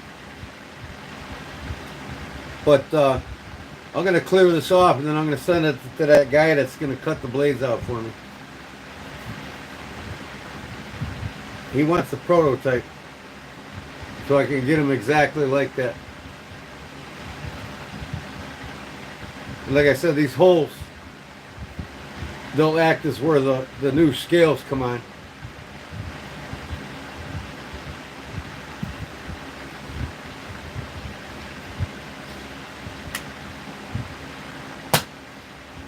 But I probably will give this away in the near future.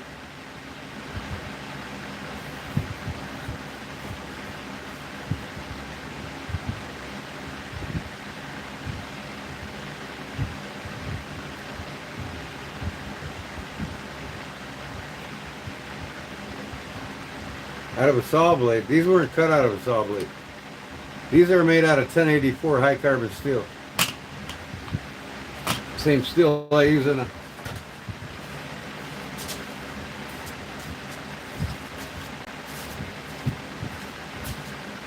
this is a piece that I cut these knives out of. It's 1084 high carbon steel. My bushcraft knives, they're 1095.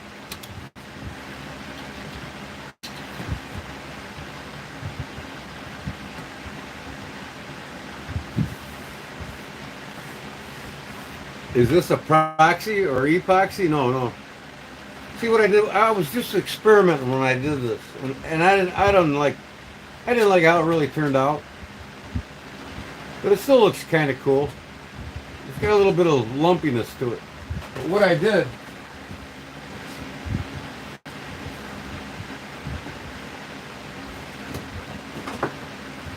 if I can find it now.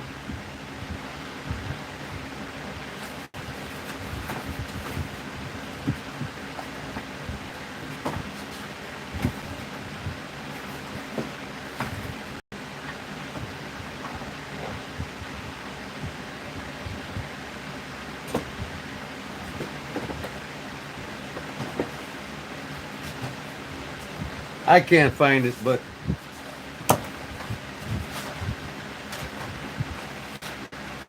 Netcraft, Jan's Netcraft, for guys that make fishing lures.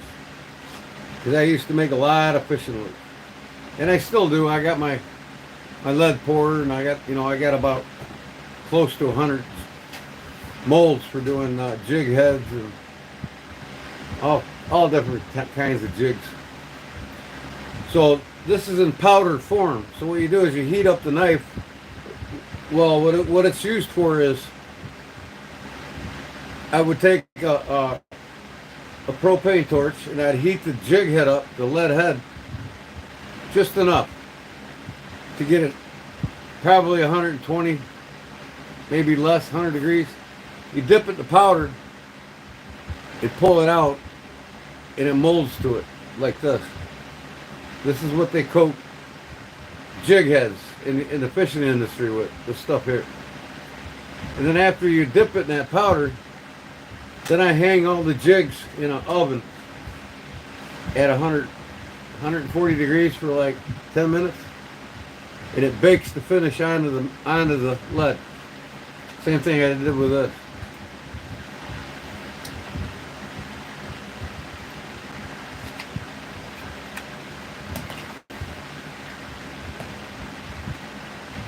I used to be big into making, before I, took off doing with knives and stuff. I mean, I've always worked on knives, but I had a big tackle company, and I specialized in balsa crankbaits. That's what I made the most. And my baits were featured in Fisherman Magazine and Bassin Magazine every year. And you can see them on my Facebook page. I got it linked in the description. It was in there. I don't know if it is now. I think something happened to my Facebook page. Let me see here.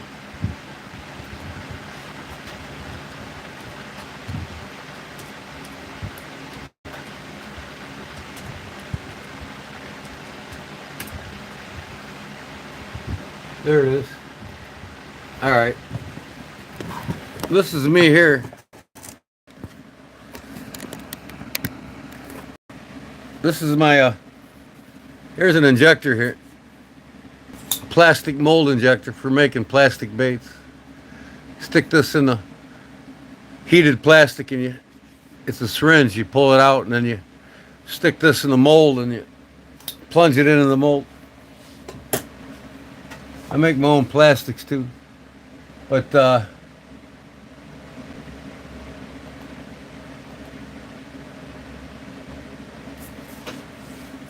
this is my page here. Zoom out a little bit. Elite Custom Lures. That's me and my best friend, Joe. We tournament fished a lot together in the FLW. This was my original tackle company, G Holman Lure Company. I got the Holman is shaped like a worm.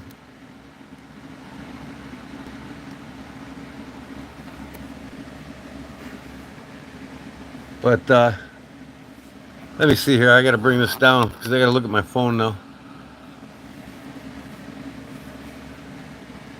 So, anyways, photos here. Here's my balsa cranks now. And then my buddy invented this here. It's called the Quad Smash. It's got four spinner blades on it. And this is interchangeable. It's kind of like an Alabama rig, but it's not. And it's legal to use in Illinois because there's only one hook on it. But there's 4 blades on it mimicking 5 different fish. That was his invention. And here we are, we're making them. He sells a lot of them. There's my buddy Joe there. He's got one of my crankbaits here that he caught that bass on. Here's one of my crankbaits. Here's ones that I made. This is my custom. This is actually a 5-inch flat bill crank. But now here's my balsa cranks that I'm known for.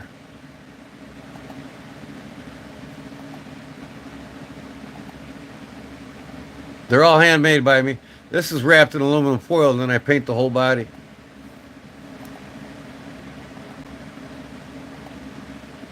Now here's one that I invented. There's guys around the country that actually wanted this from me and they got them. This was featured in Bassin magazine in 2019, I believe. It's called the what did I, man, I can't even remember the damn name of my own bait. The Mad Frog, I'm sorry. And what it is, it's got the frog legs in the back, and in the front, I got a steel rod here with a fly tied on it, so it looks like he's chasing his own meal. And it's a topwater. I sold lots of them around the country, a few other countries too. Here's a guy that I sponsored. He fishes in the Illinois, some Illinois Fishing Association. He's got one of my spin baits here.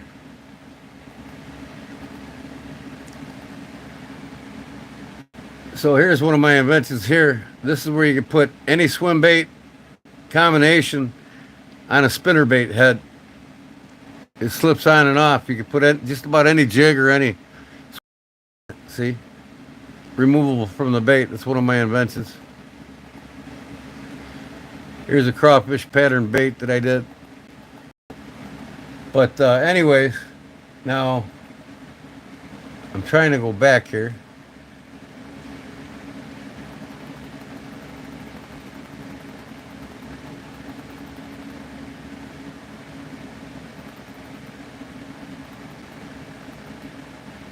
Oh, okay.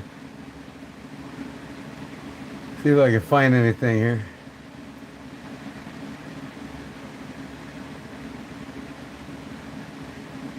Yeah, I had this link on my YouTube channel. I don't know what happened to it. I'm going to have to put it back on there. I never noodled catfish before, Paul. Sorry.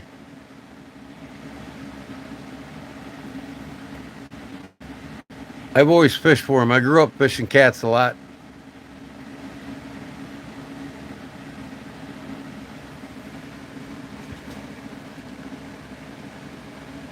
Here, I got all these bodies cut out, ready to put together and assemble and paint. I made my own custom-made CNC machine for it.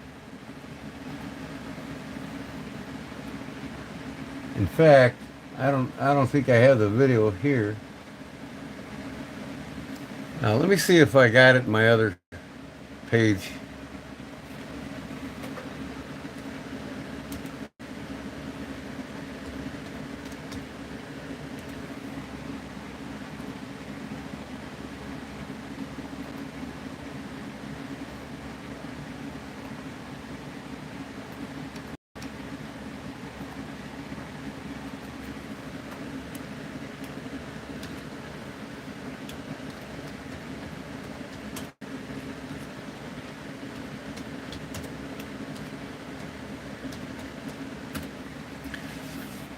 So I was big into it. I mean, I sold baits to the professional anglers when I went to all the fishing events at Forestwood Cup and Bassmasters Classic. I used to have a booth and I'd sell them. And I've got several professional anglers that actually have and still throw my crankbaits.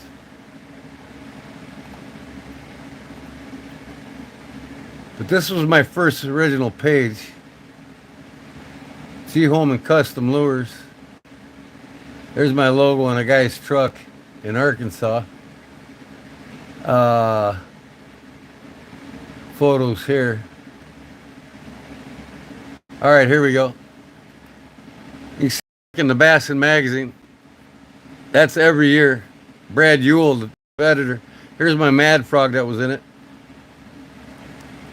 And then my jigs that I tie. As an In Fisherman magazine right here. Sexy Shad by by G Home and Custom Lures. That's my Sexy Shad walleye jig.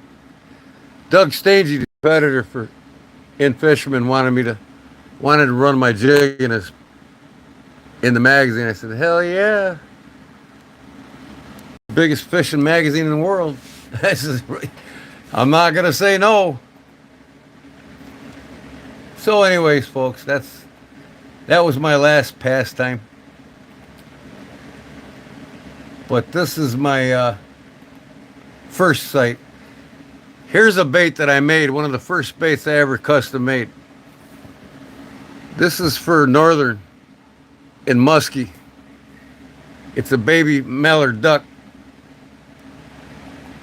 And I sold that for like $150 to a guy because he wanted it bad. I hand carved the whole thing. This is my old Mad Mouse topwater bait that I made. And then I made custom balsas like Bagley's, and I replicated a lot of the head and 3-hook and 5-hook minnows. This one here is a replica of a head and 3-hook spin minnow by Hedden from 1920. If you was to buy this one and actually find one, it'd be about $4 grand. So I replicated it, so I had my own. Here's some more of the Hedden replications that I made. Here's my Mad Mouse, or Mad Frog, I mean. I sold lots of them around the world, man.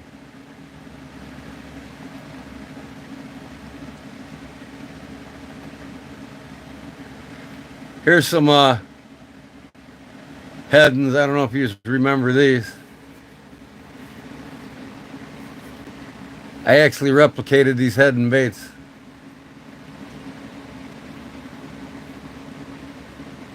They're sought after by collectors.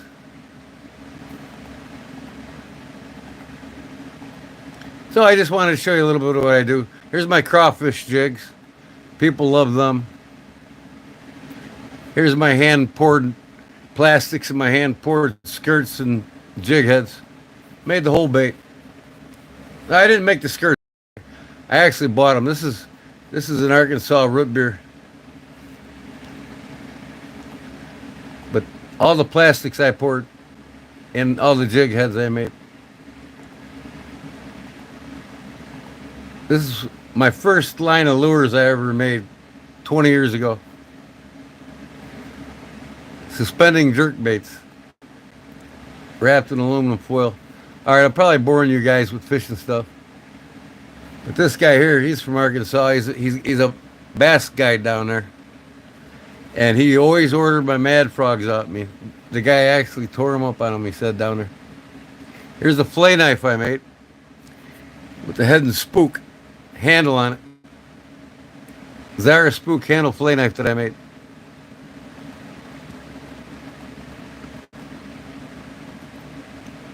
I made lots of baits. Anyway, I'm going to get back to the conversation here with y'all. All right. Sorry about that. Now let me read some of the comments here so I can catch up with you all. Jerry's hitting the sack. Good night, Jerry.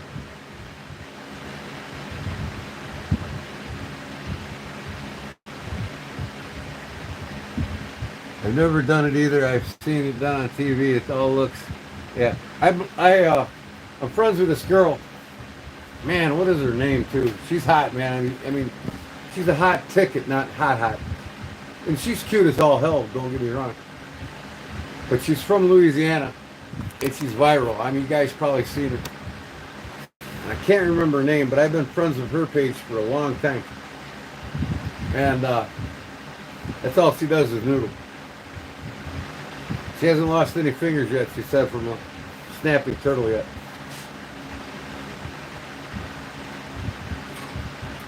Paul, I actually want to make a gun or two before I die.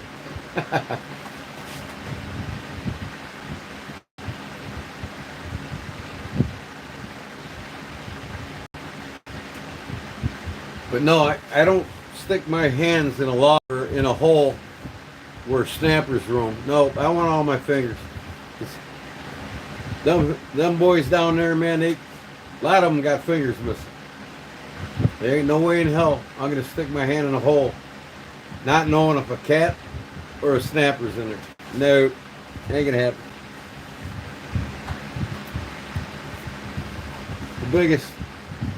The biggest catfish I caught on my river here today, 65-pound flathead. And I catch several of them about 35, 40 pounds just from the shore. Sometimes from my boat. But I don't catfish like I used to. And man, the bigger the flathead, the better it eating. The smaller the channel cat, the better it eating. So they're opposite. The bigger the channel cat, the shittier it tastes. But the bigger the flathead, the better it tastes. So man, I love catching them 30, 40 pound flathead here.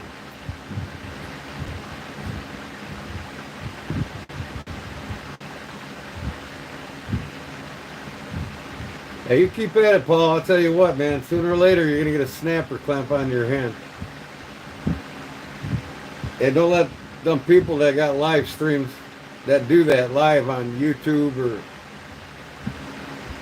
or wherever, ask them if they ever gotten at least bit by a snapper. If not, their finger taken off. If their fingers ain't gone, they've actually felt the jaws of a snapper. And sooner or later, you're gonna. Unless you get like some of them down there in Louisiana, they got spots where they know the cats live in it. You know what I mean? And they usually, for live videos, they usually noodle the same logs over and over again. Or the same holes where they get the same cats.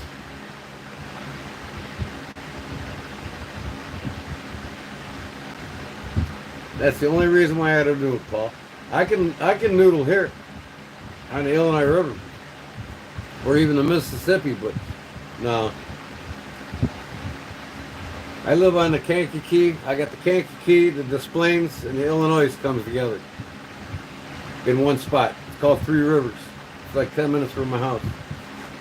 All three rivers come together, and then the Illinois goes to the Mississippi. So I get from my house 10 minutes away all the way to Louisiana. And we did that on my parents' double cabin cruiser one year. We were gone for a week and a half, and it cost us $2,700 in fuel to get down there and get back. And that was like 20 years ago. My parents, they had a dual 350 Merc cabin cruiser, and it got like 4 miles to the gallon.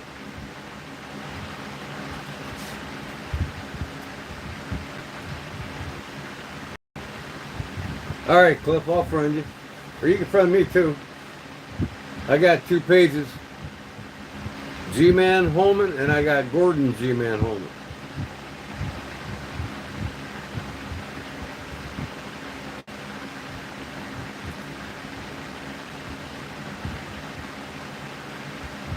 And then I also made fishing nets.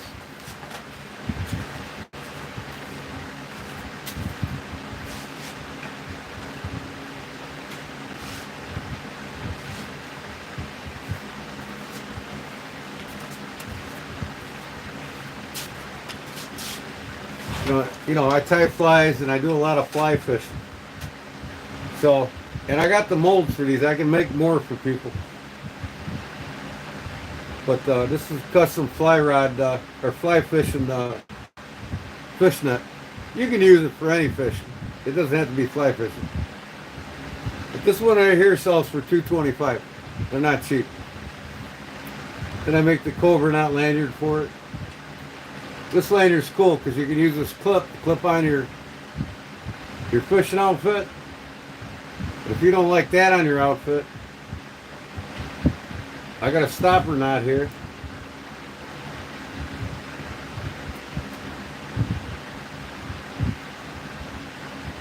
This is my handle design. You can take this lanyard off just by pulling that knot loose.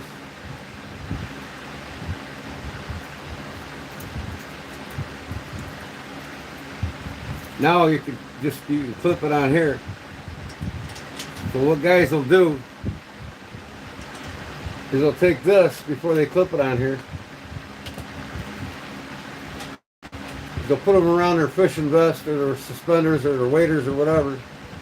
Pull that through itself like this. You know, and then use your stopper knot on the lanyard to put it to your fishing vest. And then now you got this on here over your back connected to your fishing vest. So when you want to use it, you pull the nut and it's still connected here.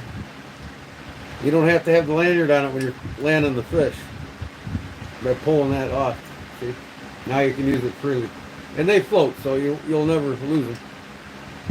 Unless you're in a really rapidly fast flowing river. Thanks, Cliff. I'll have to look into it. So if you've ever noticed my shop here,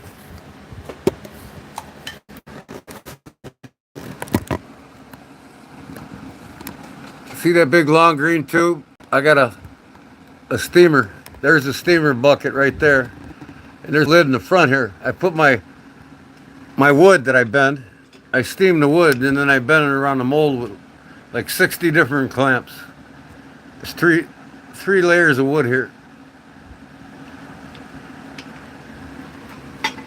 So after about 20 minutes in the steamer, I pull it out and I can bend that wood all the way around the jig. And then I clamp it up.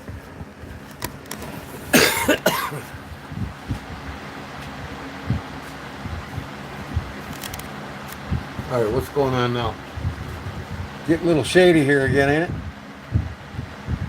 All right. I moved my antenna that got better. I'm back, Paul said. Yeah, I show him my fish net, Paul. Fish nets that I make.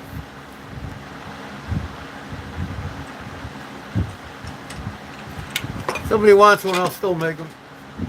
Facebook page is called Kankakee River Landing Nets, if you want to look at my work.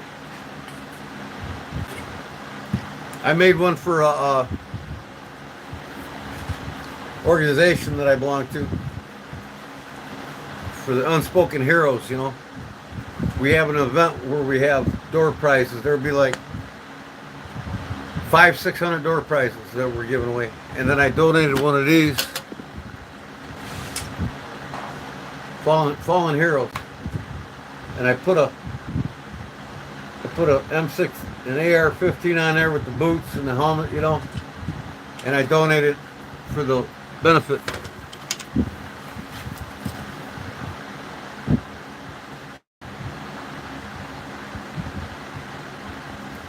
Right there, Paul. I got jigs that I made for the shape, see? The handle goes in the jig, the wood gets bent around the jig, and then it's clamped. There's like 60 clamps all the way around that. What I do is up here, see that long green tube? That thing's 6.5 feet long. And they're probably about 7/8 wide. And the layers are only about 3/8 wide, 3/8 thick. So I got strips of wood 7/8 by 3/8 by 6 foot in that long plumbing tube there, and I got a hatch door in the front there, and then there's my steamer bucket, and it fills it with steam underneath. About 40 minutes of steam time in there. When I pull them out, they're like rubber. I can just wrap them around that mold, I clamp them up, let it dry overnight. Once they're dry, then I glue them together. Kankakee River landing nuts on Facebook if you want to see the nuts I make.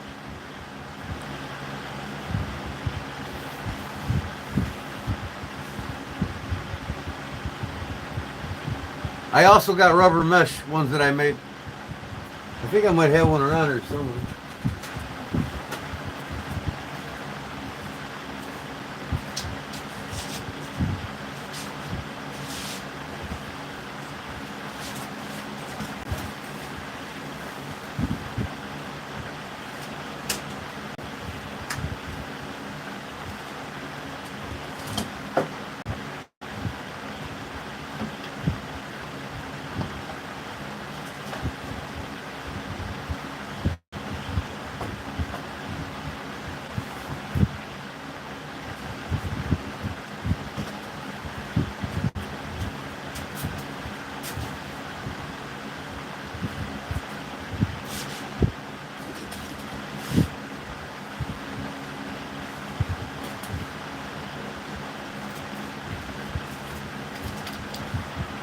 This thing's been sitting for about 5 years.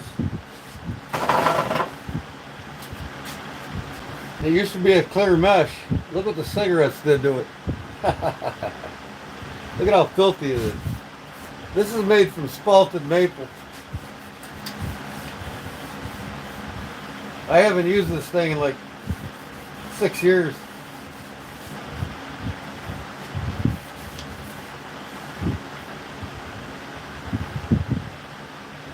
G-Man. I got a scale on here for measuring your fish.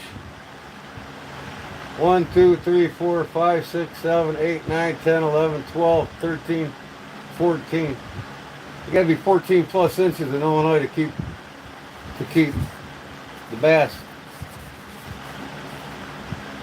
This thing's seen better days. This is a bigger one here. This is more of a boat model. I love that spalted maple though, that's cool. But this used to be clear. And I got 3 more clear nuts unopened in the package, ready to go if I made one for somebody.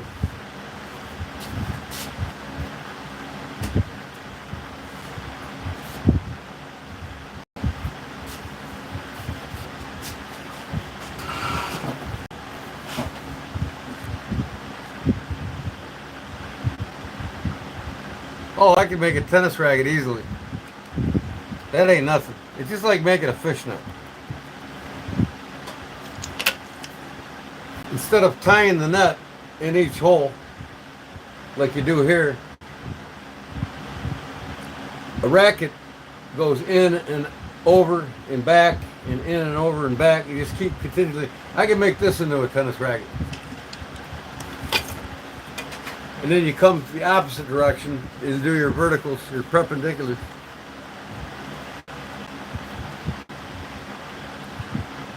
If I wanted to, but I quit playing tennis 30 years ago. I used to play tennis. I loved playing it.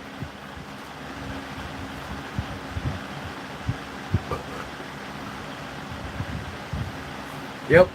I subscribed to Fat City's channel. He put some cool ones in there the last couple of days. I've been watching you, Fat. I've been watching you, Fat. Now that I got your page. You need to put some Jerry Reed in there. And some Roy Clark. Two of the greatest chicken picking fool guitarists in the world, man. Way underrated. They're amongst the best of the best. And who could not forget? Who could forget Eastbound and Down, right, by Jerry Reed?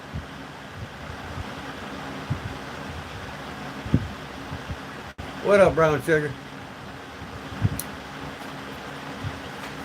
It is now Sunday. I got this back from Justin. I'm kind of happy too because this was actually my favorite little neck knife that I made.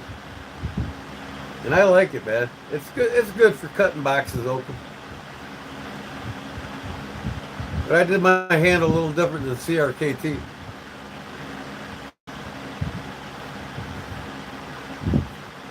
This is 1084 too, just like this. Just like this. They both came from the same set of steel.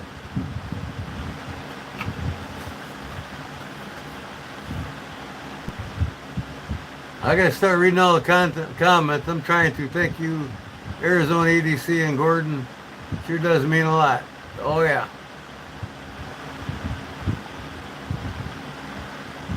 I said hi to Brown Sugar.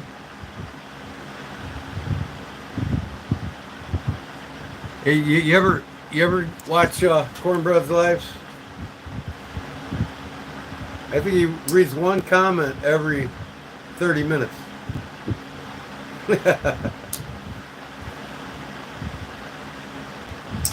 Keep going. I gotta go farther. What did I miss? Who made the comment you want me to read? I'd be happy to read it. I've had a lot of compliments on my knife slip you made. That's cool, John. Appreciate it, buddy. Send them my way, bro. I seen a knife slip the other day a guy made, and I saved it. I think it was on Pinterest. He actually cut the leather with the X-Acto knife underneath the weaves and lifted it. Every weave is lifted. I mean, it actually looks like material woven in this whole thing, man. It's badass. I think I might make one of them and give it away.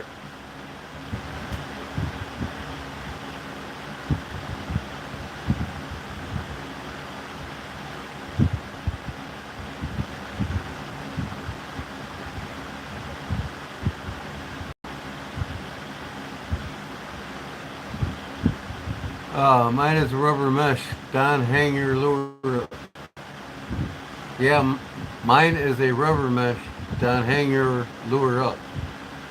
They damaged their fins.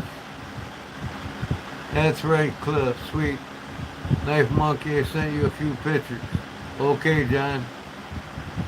Jeepers. I need a long-handled one.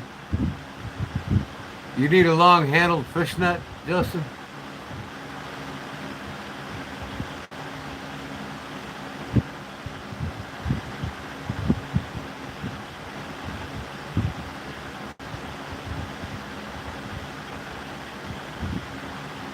Cornbread is hilarious.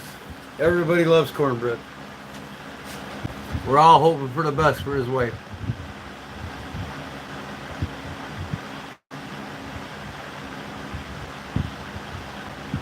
There was a guy that subbed and is 40 minutes from you.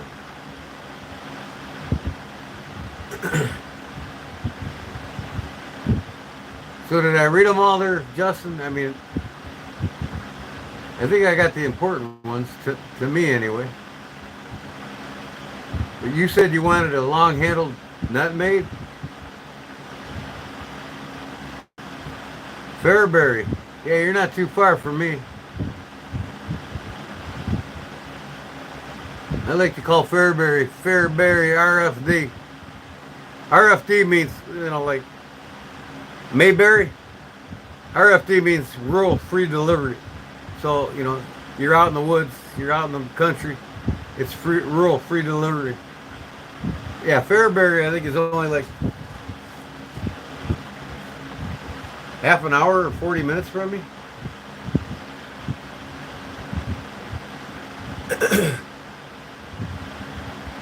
I'd even do a knife trade with you, Justin, for a fishnet.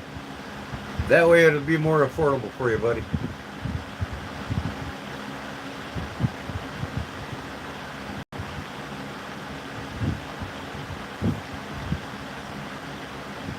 Your college buddies called it Fairbury RFD.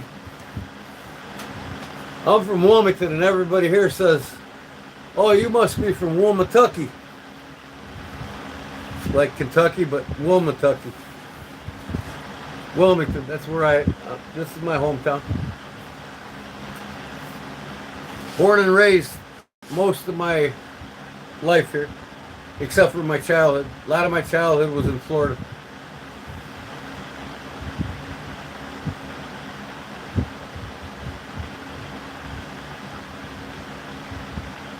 I think you broke a bolt on your shitter.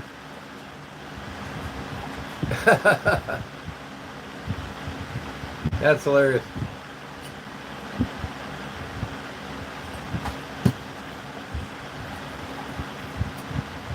So Also, I'm going to do a knife slip like Charlie cooks. And I'm not going to do it because Charlie's doing them. I've done the leather or the feathers on the slips before. But I also saved an online photo of a guy that did one. The whole feathers lifted off the leather. I mean, and there's still leather under it. He just sliced it to where he took a fine layer up, curled it up, and man, it looks like the only thing attached in the feather on the leather, within its own self is the stem, and it looks just badass, man. I want to do one of them too.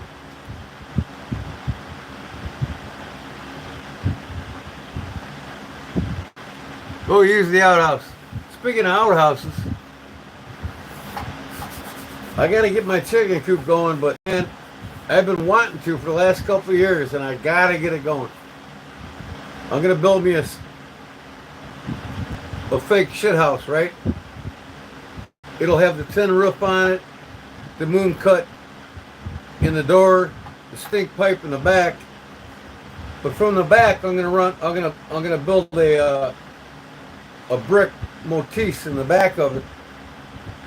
You know, probably 6x4 fire pit, and make a smoker out of a shit house. It'll look like a shit house in my backyard, but it's actually a smoker. And what's good about it is I love making homemade bacon. And I want to put the stainless steel racks in it that'll be as wide as a shit house. And on each rack I could put eight pork bellies on, and I'll have like maybe enough slide area for a half a dozen racks, so I can do like 36 pork bellies at once if I wanted to. Not that I will, but my family loves it when I make bacon. And then in the middle up top, I want to have a hook, stainless steel hook, for hanging a whole hog in it. So if I want to smoke a whole hog in a shit house, I can.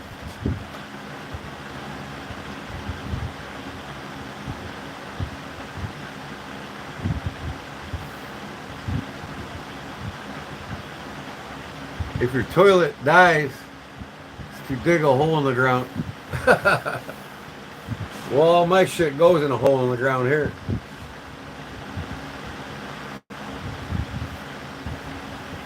And I can just walk out my backyard and shit if I have to. Wipe my ass and nobody will see me. In fact, I got an emergency toilet paper behind the cab seat. 5-gallon bucket, fuck that, I'll just drop it right in the woods, man. Use some fucking leaves to wipe that shit. Come in the house and wash up.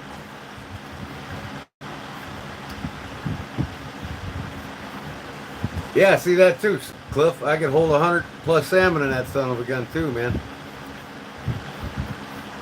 Yeah, because the thing's 8 feet, little over 8 feet tall. You know, in them stainless racks, I can have the slats all the way down, so I can hang salmon, another slat, more salmon, man. But I don't smoke salmon that much, that often. I need to start hitting Lake Michigan more often because, man, I go up there for the king salmon. Oh my God. I'll come home with 300 pounds of king salmon.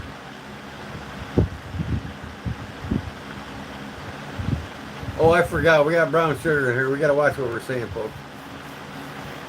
Sorry, brown sugar. Here's what Louis loves. I know what Louis loves.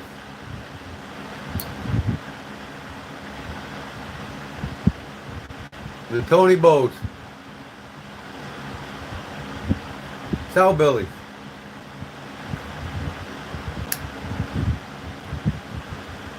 Don't you, Louis?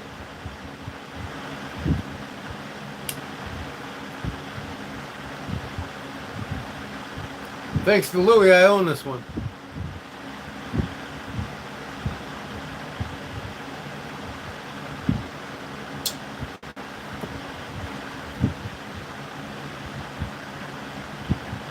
Nah, she's one of the guys. Even though she's a young lady. Well, you know, I got a lot of lady friends. And you know what they tell me? They'd rather have guy friends than women friends because they're too... They say women are backstabbing bitches. I'd rather have guy friends than women friends. I don't blame them.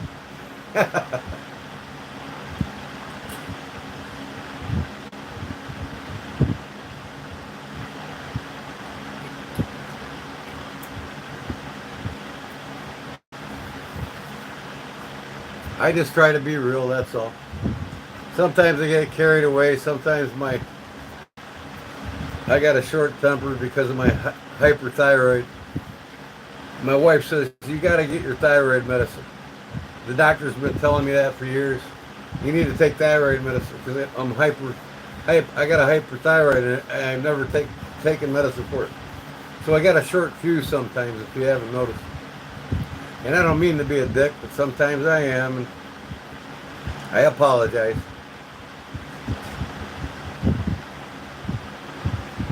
You know, to know me is to love me.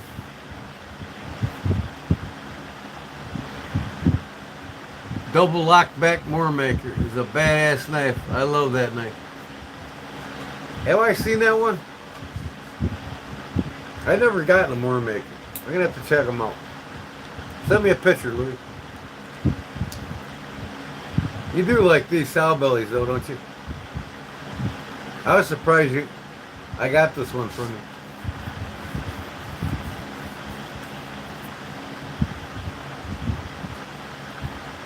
It's yellow? Yeah, I like to see that because I've been hearing some good things about that. We'll put these bucks away real quick.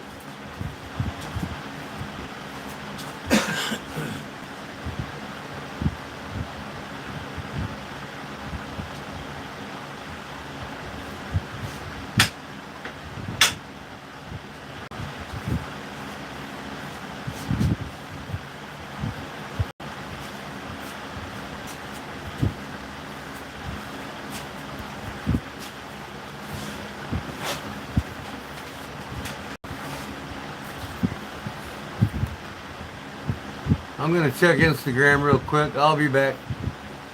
All right.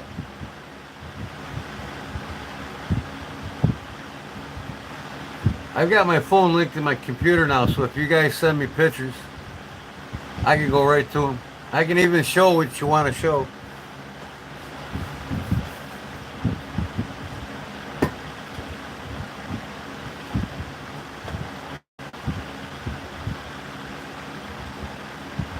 Do GAW on that neck knife giveaway? No, man. No.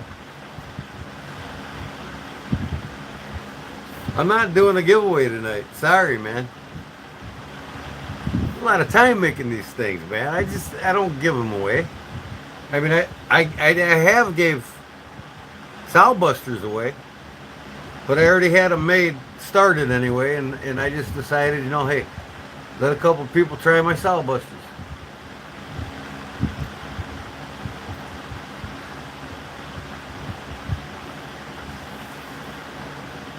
And I absolutely love this knife.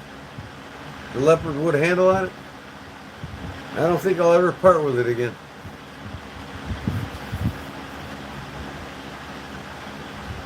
Man, it's fucking psoriasis on my back. Where's my cream? Hydrocortisone. Gotta love it, folks. Don't you wish you had psoriasis?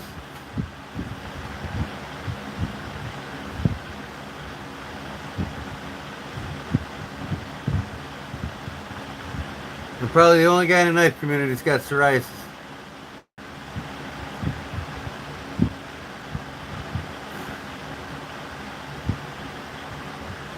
Send me a picture, Louie. In Messenger. I'll show everybody. I got it linked to my computer now.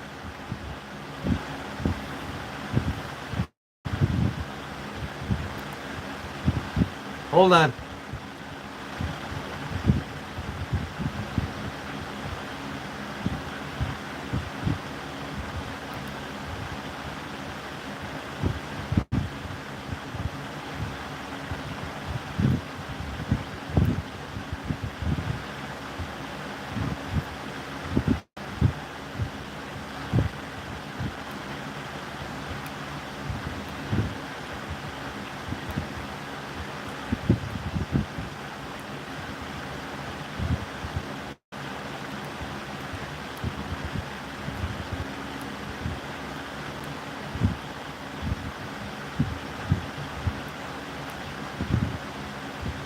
Come on.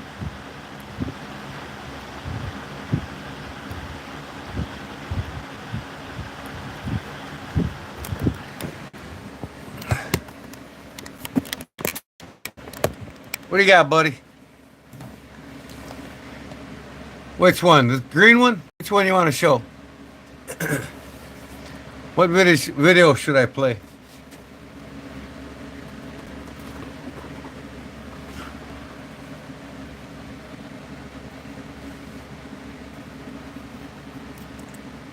Cattaraugus, Pocket, Leatherman, Hunter,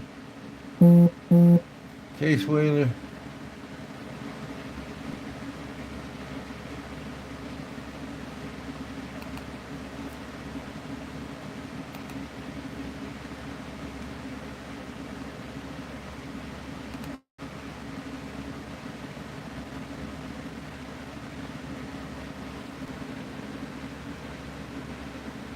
What do you got?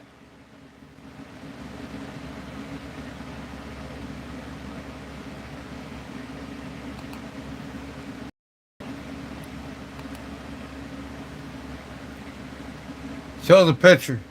Which picture?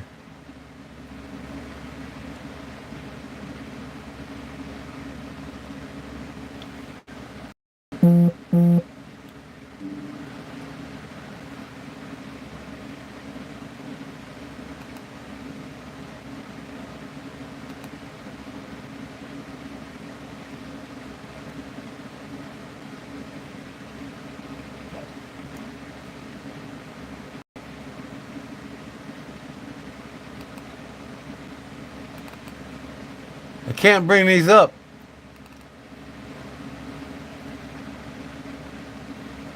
I know I'm clicking on them and they won't come up for some reason.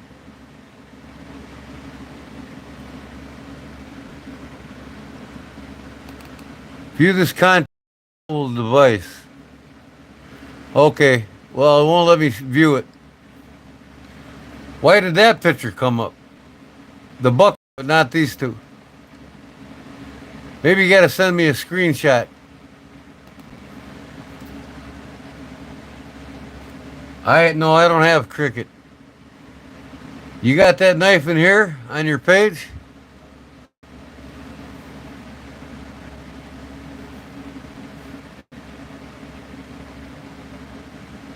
Yeah, screenshot it. I could probably bring that up.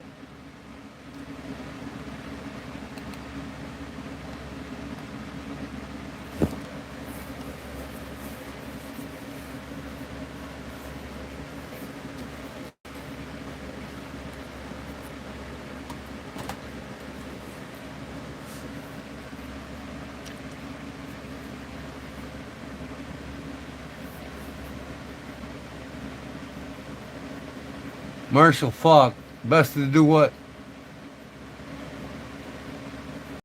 What are you talking about?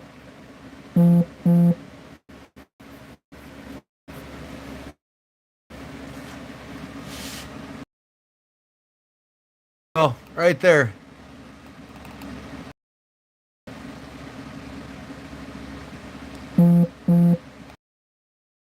There it is.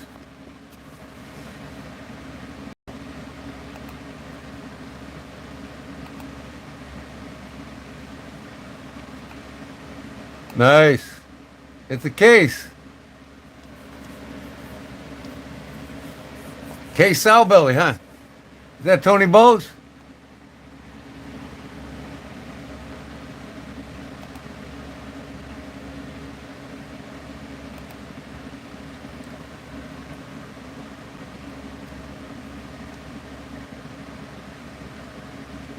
Beautiful knife.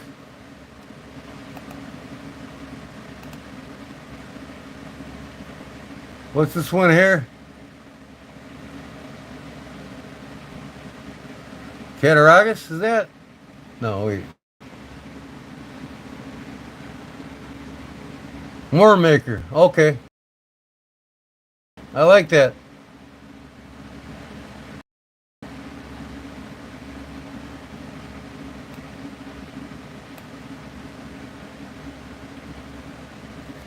Pretty nice knives. You got a pretty nice collection going on there, Louis. I gotta start kicking in gear. You're gonna start passing my ass up. I ain't kicking in gear. I get what I like when I want. I'm not in no hurry to buy knives anymore. I got too much other things to finance right now.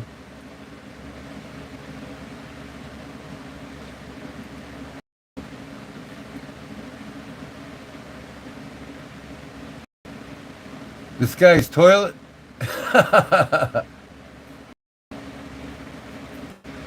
PB and J time.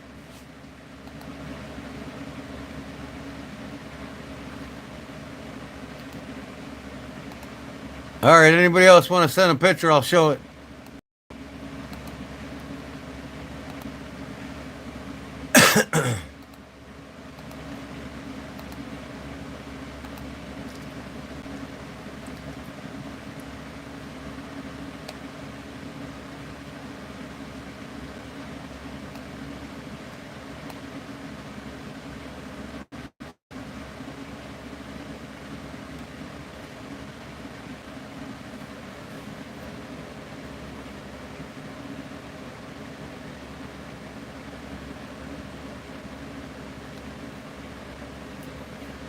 Corey's talking. Paul did on Instagram. I don't think I can get it on my phone though. See here.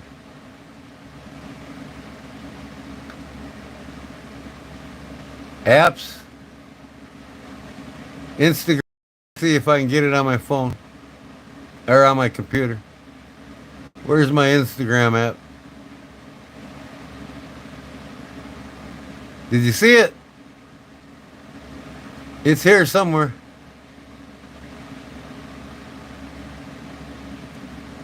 Where in the hell is my Instagram? This is CDEGHI Instagram. There we go. Load your app. It's loading my app. Here we go.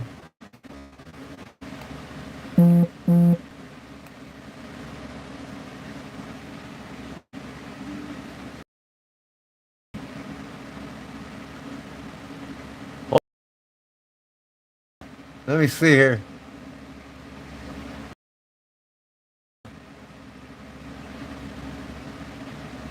Here.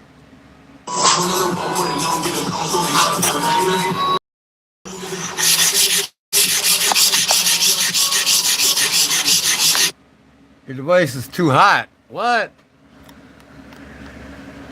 Come on. Come here. What you got? You wild animal? Hey, stop. Quit dragging them. Hold on for a second. What the hell? Hold on, folks. My phone's too hot. Really?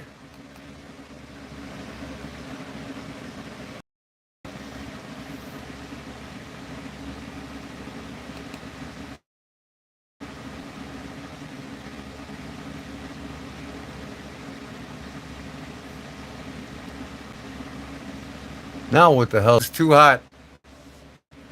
I can't run Instagram right now.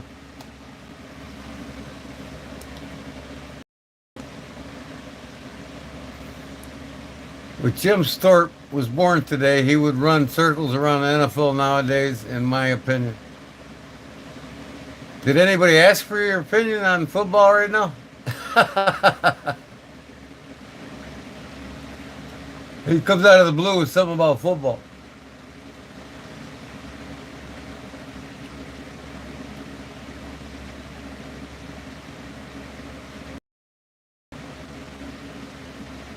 Yeah, I'll watch later. I seen you rubbing something with a knife or something on something.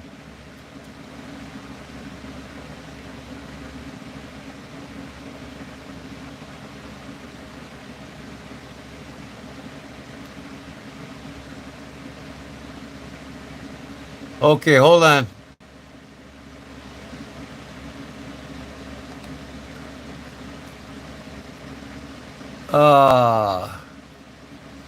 Louis sent this one here. Hold on. Why is this thing backwards now? All right, now I can my live. What's going on here now?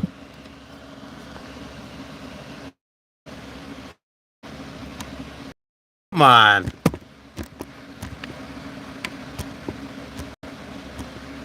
I can't turn my damn camera around now.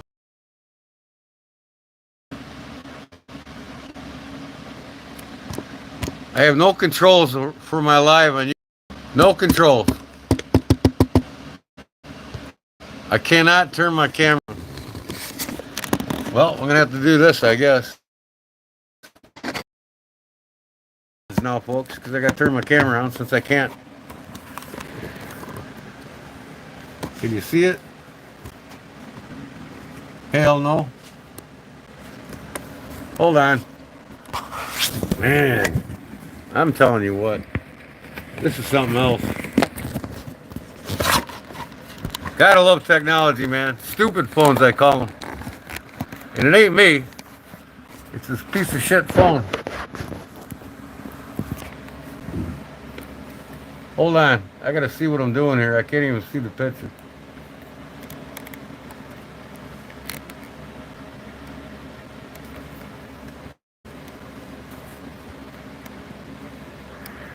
Pixelate now and everything else. Gotta love it. What do we got here?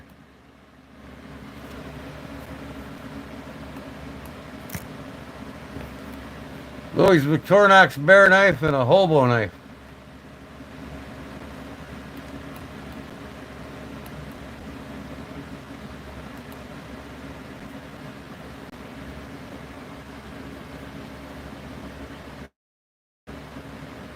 See, it's pixelating now. What in the hell is going on here? I cannot control my phone now. I don't know why. I'm going to go off, come back on live, guys. Come back to my live stream. I got to get off of this because I have no controls for my YouTube right now on my phone. I'm gonna cancel this live right now and start a new one. See you in a minute.